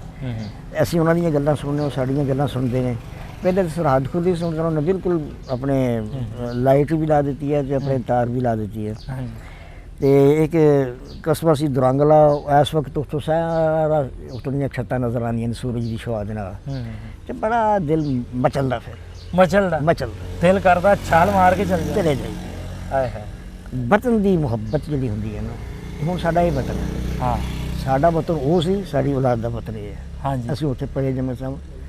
ਜੰਮਣ ਭੌਂ ਜਿਹਨੂੰ ਕਹਿੰਦੇ ਨੇ ਪੰਜਾਬੀ 'ਚ, ਉਹਦੀ ਬੜੀ ਅਹਿਮੀਅਤ ਹੈ ਇਨਸਾਨ ਦੀ ਜ਼ਿੰਦਗੀ ਵਿੱਚ। ਉਹ ਹੁਣ ਜਿਸ ਵਕਤ ਉਹ ਸਾਹਮਣੇ ਪਿੰਡ ਨਜ਼ਰ ਆਉਂਦਾ ਨਾ ਹੂੰ ਹੂੰ ਤੇ ਬੜਾ ਦਿਲ ਮਚਲਦਾ, ਪਰ ਕੀ ਕਰੀਏ ਗੱਲ ਨਹੀਂ। ਠੀਕ। ਵੈਸੇ ਸਾਡਾ ਮਾਲ ਉਧਰ ਚਲੇ ਜਾਂਦਾ ਸੀ ਚਰਦਾ ਚਰਦਾ, ਹੂੰ। ਉਹਨਾਂ ਦਾ ਮਾਲ ਇੱਧਰ ਆ ਜਾਂਦਾ ਸੀ ਸਾਡਾ ਚਰਦਾ ਚਰਦਾ। ਫਿਰ ਹੁੰਦਾ ਇਹ ਸੀ ਕਿ ਚੰਦ ਬੰਦੇ ਇਧਰੋਂ ਆਰਮੀ ਦੇ ਜਾਣੇ, ਹੂੰ ਕੁਝ ਪਬਲਿਕ ਦੇ ਜਾਣੇ, ਤੇ ਉਹਨਾਂ ਨੇ ਉਧਰੋਂ ਆਪੇ ਜਾ ਕੇ ਆਪਣਾ ਮਾਲ ਲੈ ਆਉਣਾ ਹੂੰ ਤੇ ਉਹਨਾਂ ਨੇ ਇੱਧਰੋਂ ਆਣ ਕੇ ਤੇ ਆਪਣਾ ਮਾਲ ਲੈ ਜਾਣਾ। ਲੈ ਜਾਣਾ। ਇਹ ਚੱਲਦਾ ਰਿਹਾ ਸਿਲਸਿਲਾ, ਤੇ ਹੁਣ ਬਿਲਕੁਲ ਹੀ ਸੀਲ ਕਰ ਦਿੱਤੀ ਗਈ ਹੈ ਹਾਂ, ਸਰਹੱਦ। ਹੁਣ ਤੇ ਹੁਣ ਤੇ ਇਹੋ ਹੀ ਮੇਰਾ ਖਿਆਲ ਹੈ ਇੱਕ ਵਾਘੇ ਦਾ ਰਸਤਾ ਹੈ। ਹੂੰ ਵੈਸੇ ਤਾਂ ਚੋਰੀ ਚੱਲਦੀ ਰਹਿੰਦੀ ਹੈ, ਅੱਛਾ ਵੈਸੇ ਇਹ ਤੇ ਜਿਹੜੇ ਹੈ ਨਾ ਤਖਰੀਬਕਾਰ ਲੋਕ ਜਾਂ ਸਾਜ਼ਿਸ਼ੀ ਜ਼ਿਹਨ ਦੇ ਜਾਂ ਜਿਨ੍ਹਾਂ ਨੂੰ ਸਮਗਲਰ ਕਹਿੰਦੇ ਆ, ਹੂੰ ਉਹ ਕੋਈ ਨਾ ਕੋਈ ਰਸਤਾ ਕੱਢ ਲੈਂਦੇ ਕੱਢ ਲੈ। ਕੱਢ ਲੈਂਦੇ ਤੇ ਅੱਛਾ ਬਜ਼ੁਰਗੋ, ਐਵੇਂ ਖਿਆਲ ਦੇ ਵਿੱਚ ਬੈਠੇ ਰਾਤ ਨੂੰ ਸੁੱਤੇ ਪਏ, ਹਾਂ। ਦਿਮਾਗ ਉਹ ਪਿੰਡ ਦੀਆਂ ਗਲੀਆਂ ਦੇ ਵਿੱਚ ਪਹੁੰਚ ਜਾਂਦਾ ਜਿੱਥੇ ਬਚਪਨ ਗੁਜ਼ਰਿਆ। ਇਹ ਦਿਮਾਗ ਜਿਹੜਾ ਨਾ, ਇਹ ਸ਼ਊਰ ਤੇ ਲਾ ਸ਼ਊਰ, ਜਦੋਂ ਸ਼ਊਰ ਸੌ ਜਾਂਦਾ ਤੇ ਫਿਰ ਲਾ ਸ਼ਊਰ ਜਾਗ ਪੈਂਦਾ। ਹਾਂ ਇਹ ਫਿਰ ਕਦੀ ਗੁਰਦਾਸਪੁਰ ਲੈ ਜਾਂਦਾ, ਹਾਏ ਕਦੀ ਆਦੀ ਲੈ ਜਾਂਦਾ, ਹਾਏ। ਕਦੀ ਦਰਾਂਗਲੇ ਲੈ ਜਾਂਦਾ, ਕਦੀ ਕਿਸੇ ਪਾਸੇ ਲੈ ਜਾਂਦਾ। ਯਾਨੀ ਸਾਰਾ ਸੈਰ ਜਿਹੜਾ ਨਾ ਇਹ ਫਿਰ ਲਾ ਸ਼ਊਰ ਕਰਦਾ। ਕਿਆ ਸ਼ਊਰ ਸੌ ਜਾਂਦਾ, ਹੂੰ ਲਾ ਸ਼ਊਰ ਜਾਗ ਪੈਂਦਾ। ਹੂੰ ਤੇ ਫਿਰ ਜਿਹੜੇ ਆਪਣੇ ਹੁੰਦੇ ਸੀ ਯਾਰ ਵੇਲੀ, ਉਧਰ ਉਸ ਵਕਤ ਯਾਰ ਵੇਲੀ ਸਾਡੀ ਉਮਰ ਦੇ ਹੋਣੇ ਨੇ ਨਾ, ਹਾਂਜੀ ਹਾਂਜੀ ਜਿਹੋ ਜਿਹੇ ਅਸੀਂ ਜਿਹੋ ਜਿਹੇ ਉਹ ਹੋਣੇ ਨੇ। ਬਿਲਕੁਲ। ਉਹ ਫਿਰ ਮਿਲਦੇ ਨੇ ਖਾਬ ਦੇ ਵਿੱਚ, ਖਾਬ ਦੇ ਵਿੱਚ। ਖਾਬ ਦੇ ਵਿੱਚ ਮਿਲਦੇ ਨੇ। ਫਿਰ ਉਹ ਕਦੀ ਕਦੀ ਇਹ ਵੀ ਹੁੰਦਾ, ਉਹ ਕਿੱਥੇ ਗਿਆ ਸੀ ਤੂੰ ਓਏ, ਬੜੀ ਦੇਰ ਬਾਅਦ ਕਿਤੇ ਆਇਆ। ਹੂੰ ਉਹਨਾਂ ਫਿਰ ਦੱਸੀ ਯਾਰ ਕੀ ਕਰੀਏ, ਹੁਣ ਸਾਡੀ ਮਜਬੂਰੀ ਸੀ, ਚਲੇ ਗਏ ਆ ਅਸੀਂ, ਅੱਛਾ। ਤੇ ਤੁਸੀਂ ਵੀ ਕਦੀ ਆ ਜਾਇਆ ਕਰੋ। ਹਾਏ ਹਾਏ ਐਵੇਂ ਇਦਾਂ ਦਾ ਹਿਸਾਬ ਕਿਤਾਬ ਤੇ ਚੱਲਦਾ ਰਹਿੰਦਾ। ਚੱਲਦਾ ਰਹਿੰਦਾ ਹੈ। ਹੂੰ ਤੇ ਹੁਣ ਅਸੀਂ ਸਾਨੂੰ ਹੁਣ ਸਾਡੇ ਤੁਹਾਨੂੰ ਵੀ ਇਹ ਚਾਹੀਦਾ, ਹੂੰ ਸਾਨੂੰ ਵੀ ਚਾਹੀਦਾ ਹੈ ਕਿ ਅਸੀਂ ਆਪਣੀ ਸਟੋਰੀ, ਆਪਣਾ ਮਾਜ਼ੀ, ਗੁਜ਼ਰਿਆ ਹੋਇਆ ਜ਼ਮਾਨਾ ਹੂੰ ਆਪਣੀ ਔਲਾਦ ਦੇ ਜ਼ਿਹਨ ਨਸ਼ੀਨ ਕਰੀਏ। ਬਿਲਕੁਲ ਹਾਂਜੀ, ਸਾਡਾ ਫਰਜ਼ ਬਣਦਾ, ਫਰਜ਼ ਬਣਦਾ। ਤੁਹਾਡਾ ਵੀ ਫਰਜ਼ ਬਣਦਾ। ਬਿਲਕੁਲ। ਸਾਡੇ ਨਾਲ ਕੀ ਹੋਇਆ, ਫਲਾਣੇ ਨੇ ਸਾਡੇ ਨਾਲ ਕੀ ਕੀਤਾ, ਫਲਾਣੇ ਨੇ ਸਾਡੇ ਨਾਲ ਕਿਹੜੀ ਹਮਦਰਦੀ ਕੀਤੀ। ਹੂੰ ਕਈ ਇੱਕ ਵਾਕਿਆਤ ਐਸੇ ਹੈ ਨੇ, ਲੇਕਿਨ ਹੈ ਥੋੜੇ। ਥੋੜੇ ਨੇ। ਮੁਸਲਮਾਨਾਂ ਦੀ ਕਿਸੇ ਬੱਚੀ ਦੀ ਇੱਜ਼ਤ ਆਬਰੂ ਸਿੱਖ ਬਰਾਦਰੀ ਨੇ ਬਚਾਈ, ਹਿੰਦੂ ਨੇ ਨਹੀਂ, ਹੂੰ ਸਿੱਖ ਬਰਾਦਰੀ ਨੇ ਬਚਾਈ, ਔਰ ਫਿਰ ਸਾਡੇ ਹਵਾਲੇ ਕੀਤਾ, ਅੱਛਾ। ਫਿਰ ਸਾਡੇ ਹਵਾਲੇ ਕੀਤਾ। ਇਸ ਤਰ੍ਹਾਂ ਇੱਧਰ ਵੀ ਚਾਹੁੰਦੇ ਕਿ ਮਿਸਾਲਾਂ ਹੈ ਨੇ ਬਿਲਕੁਲ ਹੈ, ਬਿਲਕੁਲ ਹੈ। ਜਿਹੜੀਆਂ ਇੱਥੋਂ ਆਪਣੇ ਸਿੱਖ ਬੱਚੀਆਂ ਦੀਆਂ ਇੱਜ਼ਤ ਨੂੰ ਮਹਿਫੂਜ਼ ਕਰਕੇ ਅਸੀਂ ਉਹਦਾ ਪਹੁੰਚਾਈਆਂ ਨੇ। ਬਿਲਕੁਲ। ਹੈ ਜੀ, ਇਹ ਇਨਸਾਨੀਅਤ ਇਸੇ ਦਾ ਹੀ ਨਾ ਹੈ। ਇਸੇ ਦਾ ਨਾਮ ਹੈ ਜੀ, ਮਜ਼ਹਬ ਵੀ ਇਸੇ ਦਾ ਨਾਮ ਹੈ। ਮਜ਼ਹਬ ਵੀ ਇਸੇ ਤਰ੍ਹਾਂ ਇਨਸਾਨੀਅਤ। ਮੈਂ ਕਹਿੰਦਾ ਸਭ ਤੋਂ ਪਹਿਲਾ ਰਿਸ਼ਤਾ ਜਿਹੜਾ ਨਾ ਰੱਬ ਨੇ ਬਣਾਇਆ ਉਹ ਇਨਸਾਨੀਅਤ ਦਾ ਰਿਸ਼ਤਾ ਹੈ। ਹਕੀਕਤ। ਇਨਸਾਨ ਭਾਵੇਂ ਸਿੱਖ ਹੋਵੇ, ਸਾਡੇ ਪਿਆਰੇ ਨਬੀ ਕਰ ਸਕਦਾ ਮੈਂ ਗੱਲ। ਬਿਲਕੁਲ ਖੁੱਲ ਕੇ ਕਰੋ। ਦੇਖੋ ਤੁਹਾਡੇ ਅਲਫਾਜ਼ ਤੋਂ ਤੁਹਾਡੀ ਸ਼ਖਸੀਅਤ ਜਿਹੜੀ ਹੈ ਉਹ ਝਲਕਦੀ ਹੈ। ਠੀਕ ਹੈ, ਇਹ ਜ਼ਿੰਦਗੀ ਦਾ ਇੱਕ ਫਿਤਰਤੀ ਅਮਲ ਹੈ। ਮੈਂ ਵੀ ਨਹੀਂ ਰਵਾਂਗਾ ਹਾਂ ਬਿਲਕੁਲ ਬਿਲਕੁਲ ਤੇ ਸਾਡੇ ਵੱਡੇ ਵੀ ਨਹੀਂ ਰਹੇ, ਹਾਂ ਤੇ ਲੇਕਿਨ ਇਹ ਜਿਹੜੀ ਚੀਜ਼ ਅਸੀਂ ਸੇਵ ਕਰਕੇ ਆਉਣ ਵਾਲੀ ਪੀੜ੍ਹੀ ਤੱਕ ਪਹੁੰਚਾ ਰਹੇ ਹਾਂ, ਜੀ। ਇਹ ਜ਼ਰੂਰ ਰਹੇਗੀ। ਸਾਡੇ ਨਬੀ ਕਰੀਮ ਅਲੈਹਿਸਸਲਾਮ ਦਾ ਉਦੋਂ ਆਪਣੇ ਜੰਗ ਚੱਲਦੀ ਸੀ ਨਾ, ਹੂੰ ਕੁਫਰ ਦੀ ਤੇ ਇਸਲਾਮ ਦੀ ਚੱਲਦੀ ਸੀ ਨਾ। ਹੂੰ ਹਜ਼ੂਰ ਨਬੀ ਕਰੀਮ ਫਾਤਿਹ ਹੋਣ ਦੀ ਸਜਦਨਾਤ ਵਾਪਸ ਆਏ ਤੇ ਸ਼ਰੀਫ ਲਿਆਏ ਤੇ ਮਾਲੇ ਗਨੀਮਤ ਨੂੰ ਜਾਣਦੇ। ਹਾਂਜੀ ਮਾਲੇ ਗਨੀਮਤ ਵੀ ਸੀਗਾ, ਜਿਹਦੇ ਵਿੱਚ ਲੜਕੀਆਂ ਵੀ ਸੀ, ਲੜਕੇ ਵੀ ਸੀ, ਬੁੜੇ ਵੀ ਸੀ, ਜਵਾਨ ਵੀ ਸੀ। ਹਜ਼ੂਰ ਨਬੀ ਕਰੀਮ ਅਲੈਹਿਸਸਲਾਮ ਆਪਣੇ ਉਹ ਕਾਰੋਬਾਰ ਦੇ ਵਿੱਚ ਮਸਰੂਫ ਸਨ ਤੇ ਇੱਕ ਬੱਚੀ ਦੇ ਸਿਰ ਤੋਂ ਚਾਦਰ ਉਤਰ ਗਈ, ਸਿਰ ਨੰਗਾ ਹੋ गया। जनाब सरवर कायनात अलैहिस्सलाम ने फरमाया और बेटी के सिर पे बेटी के सिर की चादर दो, चादर बेटी के सिर पे चादर दो। अर्ज़ की या रसूलल्लाह ते गैर मुस्लिम है। फरमाया गैर मुस्लिम है लेकिन बेटी तो है, बेटी तो है, बेटी तो है। क्या बात है। फिर अर्ज़ की थी या रसूलल्लाह दुश्मन की बेटी है। अरे उमर मैं कह रहा हूँ बेटी तो है, दुश्मन हो या गैर मुस्लिम हो बेटी तो है ना, बेटी तो है, बेटी क्या तो है। क्या बात है। हजूर नबी करीम अलैहिस्सलाम के हुक्म ਨੂੰ ਮੰਨ ਕੇ हज़रत उमर ने बेटी के सिर ਦੇ ਉੱਤੇ ਚਾਦਰ ਦਿੱਤੀ। सिलसिला ख़त्म ਹੋਇਆ ਤੇ हजूर ने ਕੋਲ ਬੁਲਾਇਆ ਉਸ ਬੱਚੀ ਨੂੰ, ਕੋਲ ਬਣਾਇਆ, ਬੜੀ ਸ਼ਫਕਤ ਨਾਲ ਪੇਸ਼ ਆਏ। फरमाया बेटी ਜੇ ਮੇਰੇ ਕੋਲ ਰਹਿਣਾ ਚਾਹਨੀ ਹੈ ਤੇ ਮੈਂ ਤੇਰਾ ਬਾਪ ਹਾਂ। ਆਇਸ਼ਾ ਤੇਰੀ ਅੰਮੀ ਹੈ, ਆਇਸ਼ਾ ਨਹੀਂ ਜਾਣਦਾ? ਹਾਂਜੀ ਹਾਂਜੀ ਉਹਨਾਂ ਨੂੰ। ਆਇਸ਼ਾ ਤੇਰੀ ਅੰਮੀ ਹੈ, ਫਾਤਿਮਾ ਤੇਰੀ ਭੈਣ ਹੈ, ਹਸਨੈਨ ਤੇਰੇ ਭਰਾ ਨੇ, ਤੇ ਜੇ ਘਰ ਜਾਣਾ ਚਾਹੁੰਦੀ ਹੈ ਤੇ ਮੈਂ ਘਰ ਵੀ ਭੇਜ ਸਕਦਾ। अर्ज़ की थी या रसूल मैं घर जाना चाहती हूँ। तो मैं ठीक है। आपने 10-11 नौजवान जरी किस्म के तैयार किए बेटी को घर छड़ के। बेटी को लैके जिस वक्त तुरे सफ़र शुरू होया तो सालार ने आख्या बेटी तू साढ़े पिछे रह के रस्ता दसना, ਸਾਡੇ ਪਿੱਛੇ ਰਹਿ ਕੇ ਸਾਨੂੰ ਰਸਤਾ ਦੱਸਣਾ ਤਾਂ ਕਿ ਤੇ ਕਿਸੇ ਵੀ ਜਿਸਮ ਦੇ ਹਿੱਸੇ ਉੱਤੇ ਸਾਡੀ ਨਜ਼ਰ ਨਾ ਪਏ। ਇਹ ਸਾਡਾ ਕਲਚਰ ਹੈ, ਕਲਚਰ ਇਹ ਮਜ਼ਹਬ ਹੈ। ਇਹ ਮਜ਼ਹਬ ਘਰ ਆਇਆ, ਭਾਈ ਬਾਹਰ ਇੰਤਜ਼ਾਰ ਕਰਦਾ ਸੀ ਖਲੋਤਾ ਦਰਵਾਜ਼ੇ 'ਚ, ਪੁੱਛਿਆ ਬੀਬੀ ਤੇਰੀ ਇੱਜ਼ਤ ਮਹਿਫੂਜ਼ ਹੈ? ਅਰਜ਼ ਕੀਤੀ ਭਰਾਵਾ ਮੇਰੀ ਇੱਜ਼ਤ ਜਿਹੋ ਜਿਹੀ ਉੱਥੇ ਮਹਿਫੂਜ਼ ਸੀ, ਤੇਰੇ ਘਰ ਤੇ ਤੇਰੇ ਪਿਓ ਦੇ ਘਰ ਵੀ ਉਹੋ ਜਿਹੀ ਮਹਿਫੂਜ਼ ਨਹੀਂ। ਕੀ ਬਾਤ, ਮੇਰੀ ਇਹੋ ਜਿਹੀ ਇੱਜ਼ਤ ਉੱਥੇ ਮਹਿਫੂਜ਼ ਸੀ। ਫਿਰ ਆਖਿਆ ਵੀ ਵਾਪਸ ਕਿਉਂ ਆ ਗਈ? ਵਾਪਸ ਨਹੀਂ ਆਉਣਾ ਚਾਹੀਦਾ ਤੈਨੂੰ। ਆਖਿਆ ਵਾਪਸ ਨਹੀਂ ਸੀ ਆਉਣਾ, ਮੈਂ ਤੈਨੂੰ ਲੈਣ ਆਈ ਹਾਂ। ਮੈਂ ਤੈਨੂੰ ਲੈਣ ਆਈ ਹਾਂ ਤਾਂ ਕਿ ਮੈਂ ਤੂੰ ਮੇਰੇ ਨਾਲ ਰਲ ਕੇ ਅਸੀਂ ਦੋਨੋਂ ਮੁਸਲਮਾਨ ਹੋ ਕੇ ਇਸ ਕਲਚਰ ਨੂੰ ਅਪਣਾਈਏ। ਇਹ ਸੀ ਸਾਡਾ ਕਲਚਰ, ਇਹ ਸੀ ਸਾਡਾ ਦੀਨ, ਇਹ ਸੀ ਸਾਡਾ ਮਜ਼ਹਬ। ਔਰ ਤਕਰੀਬਨ ਤੁਹਾਡਾ ਕਲਚਰ, ਤੁਹਾਡਾ ਮਜ਼ਹਬ, ਤੁਹਾਡਾ ਆਪਣਾ ਜਿਹੜਾ ਸੁਸਾਇਟੀ ਹੈ, ਤਕਰੀਬਨ ਸਾਡੇ ਨਾਲੋਂ ਜ਼ਿਆਦਾ ਤੋਂ ਜ਼ਿਆਦਾ ਘੱਟ ਫਰਕ ਹੈ ਸਾਡੇ ਨਾਲ ਦੂਸਰੀਆਂ ਕੌਮਾਂ ਨਾਲੋਂ। ਮੈਂ ਤਾਂ ਸਮਝਦਾ ਕਿ ਫਰਕ ਹੈ ਹੀ ਨਹੀਂ। ਹਾਂ, ਫਰਕ ਹੈ ਹੀ ਨਹੀਂ। ਮੈਂ ਤਾਂ ਸਮਝਦਾ। ਅੱਛਾ ਬਜ਼ੁਰਗੋ, ਹੁਣ ਦਿਲ ਕਰਦਾ ਪਿੰਡ ਵੇਖਣ ਨੂੰ? ਸਰਦਾਰ ਜੀ ਦਿਲ ਕਿਦਾ ਨਹੀਂ ਕਰਦਾ ਪਿੰਡ ਕਰ ਦੇਖੋ ਜੀ। ਤੁਸੀਂ ਕਿੱਥੋਂ ਆਏ ਹੋ ਚੱਲ ਕੇ? ਹਾਲਾਂਕਿ ਤੁਹਾਡਾ ਆਪਣਾ ਪਿੰਡ ਨਹੀਂ ਹੈ, ਤੁਹਾਨੂੰ ਫਰਮਾਇਸ਼ ਕੀਤੀ ਹੈ ਕਿਸੇ ਨੇ। ਬਿਲਕੁਲ ਹਕੀਕਤ ਹੈ। ਤੇ ਜੇ ਤੁਹਾਡਾ ਆਪਣਾ ਪਿੰਡ ਹੁੰਦਾ ਤਾਂ ਫਿਰ ਤੁਹਾਡਾ ਕੀ ਹਾਲ ਹੈ? ਜੰਮਣ ਪਾਉ, ਇਹ ਪੰਜਾਬੀ ਦਾ ਲਫ਼ਜ਼ ਬੜਾ ਗਹਿਰਾ ਲਫ਼ਜ਼ ਹੈ। ਜੰਮਣ ਪਾਉ, ਇਹ 'ਚ ਬਾਰ-ਬਾਰ ਭੌਂ ਕੇ ਜਾਣ ਨੂੰ ਜੀ ਕਰਦਾ। ਬਾਰ-ਬਾਰ ਭੌਂ ਕੇ ਜਾਣ ਨੂੰ ਜੀ ਕਰਦਾ। ਔਰ ਜਿਸ ਵਕਤ ਚੀਜ਼ਾਂ ਯਾਦ ਆਉਂਦੀਆਂ ਨੇ, ਉਹ ਆਪਣੇ ਮਕਾਨ ਯਾਦ ਆਉਂਦੇ ਨੇ, ਜਾਂ ਉਹ ਆਪਣੇ ਇਬਾਦਤ ਖਾਨੇ ਯਾਦ ਆਉਂਦੇ ਨੇ, ਜਾਂ ਉਹ ਮਾਹੌਲ ਨਜ਼ਰ ਆਉਂਦਾ, ਤੇ ਫਿਰ ਦਿਲ ਤੜਪਦਾ। ਦਿਲ ਤੜਪਦਾ। ਲੇਕਿਨ ਮਜਬੂਰੀ ਇਹ ਹੈ, ਮਜਬੂਰੀਆਂ। ਕਾਸ਼ ਇਹ ਨਫ਼ਰਤ ਸਾਡੇ ਵਿੱਚ ਨਾ ਫੈਲਾਈ ਜਾਂਦੀ, ਕਾਸ਼ ਸਾਡੇ ਵਿੱਚ ਨਫ਼ਰਤ ਨਾ ਫੈਲਾਈ ਜਾਂਦੀ। ਔਰ ਜਿਹੜਾ ਇਸ ਨਫ਼ਰਤ ਨੂੰ ਫੈਲਾਉਣ ਦਾ ਮੰਬਾ ਤੇ ਮਰਕਜ਼ ਹੈ, ਮੰਬਾ ਹੈ ਜਿਹੜਾ, ਉਹ ਐਸ਼ ਕਰ ਰਿਹਾ, ਐਸ਼ ਕਰ ਗਏ। ਉਹਨਾਂ ਦੀਆਂ ਪੀੜ੍ਹੀਆਂ ਐਸ਼ ਕਰ ਗਈਆਂ, ਐਸ਼ ਕਰ ਗਏ। ਔਰ ਸਾਡੇ ਵਰਗੇ ਬੇਵਕੂਫ ਲੋਕ ਜਿਹੜੇ ਨੇ ਉਹ ਜ਼ਲੀਲ ਹੁੰਦੇ ਫਿਰਦੇ, ਜ਼ਲੀਲ ਹੋਣੇ ਫਿਰਦੇ। ਉੱਥੇ ਬਜ਼ੁਰਗਾਂ ਕੋਲ ਪੁੱਛੀਦਾ, ਕਹਿੰਦੇ ਨੇ ਸਾਡੀਆਂ ਉੱਥੇ ਜਗੀਰਾਂ ਹੁੰਦੀਆਂ ਸਨ, ਤੇ ਇੱਥੇ ਪੁੱਛਿਆ, ਕਹਿੰਦੇ ਸੀ ਰੋਟੀਆਂ ਨੂੰ ਤਰਸਦੇ ਜੀ। ਇਸੇ ਤਰ੍ਹਾਂ ਜਿਹੜੇ ਸਰਦਾਰ ਸਿੱਖ ਇੱਥੋਂ ਗਏ ਆ, ਉਹ ਕਹਿੰਦੇ ਸੀ ਸਾਡੀਆਂ ਜ਼ਮੀਨਾਂ ਹੁੰਦੀ ਸੀ 20-25 ਮੁਰੱਬੇ, ਤੇ ਉੱਥੇ ਪੁੱਛਦੇ ਆ ਕੀ। ਤੁਹਾਨੂੰ ਮੈਂ ਇੱਕ ਵਾਕਿਆ ਸੁਣਾਵਾਂ, ਸੁਣ ਲਓਗੇ? ਜੀ ਜੀ ਦੱਸੋ। ਤੁਹਾਡੀ ਆਪਣੀ ਕਲਚਰ ਦਾ ਦੱਸੋ ਜੀ।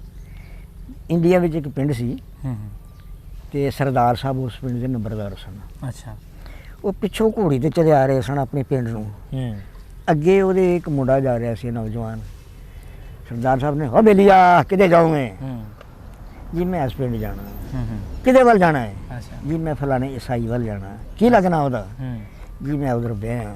ਅੱਛਾ। ਸਰਦਾਰ ਸਾਹਿਬ ਨੇ, ਫਿਰ ਤੂੰ ਸਾਡਾ ਜਵਾਈ ਹੋਇਓ ਨਾ। ਲਫ਼ਜ਼ਾਂ ਵੱਲ ਜ਼ਰਾ ਧਿਆਨ ਦਿਓ। ਠੀਕ ਹੋ ਗਿਆ। ਲਫ਼ਜ਼ਾਂ ਵੱਲ, ਸਰਦਾਰ ਸਾਹਿਬ ਦੇ ਲਫ਼ਜ਼ਾਂ ਵੱਲ ਜ਼ਰਾ ਧਿਆਨ ਦਿਓ। ਇਹ ਨਹੀਂ ਔਖਾ ਵੀ ਤੂੰ ਉਹਦਾ ਜਵਾਈ ਆ। ਅਬ ਸਰਦਾਰ ਸਾਹਿਬ ਕਹਿਣ ਲੱਗੇ, ਫਿਰ ਤੂੰ ਸਾਡਾ ਜਵਾਈ ਹੋਇਓ ਨਾ। ਅੱਛਾ, ਸਰਦਾਰ ਸਾਹਿਬ ਘੋੜੀ ਤੋਂ ਉਤਰ ਆਏ, ਚਾੜੇ ਦੇ ਉੱਤੇ।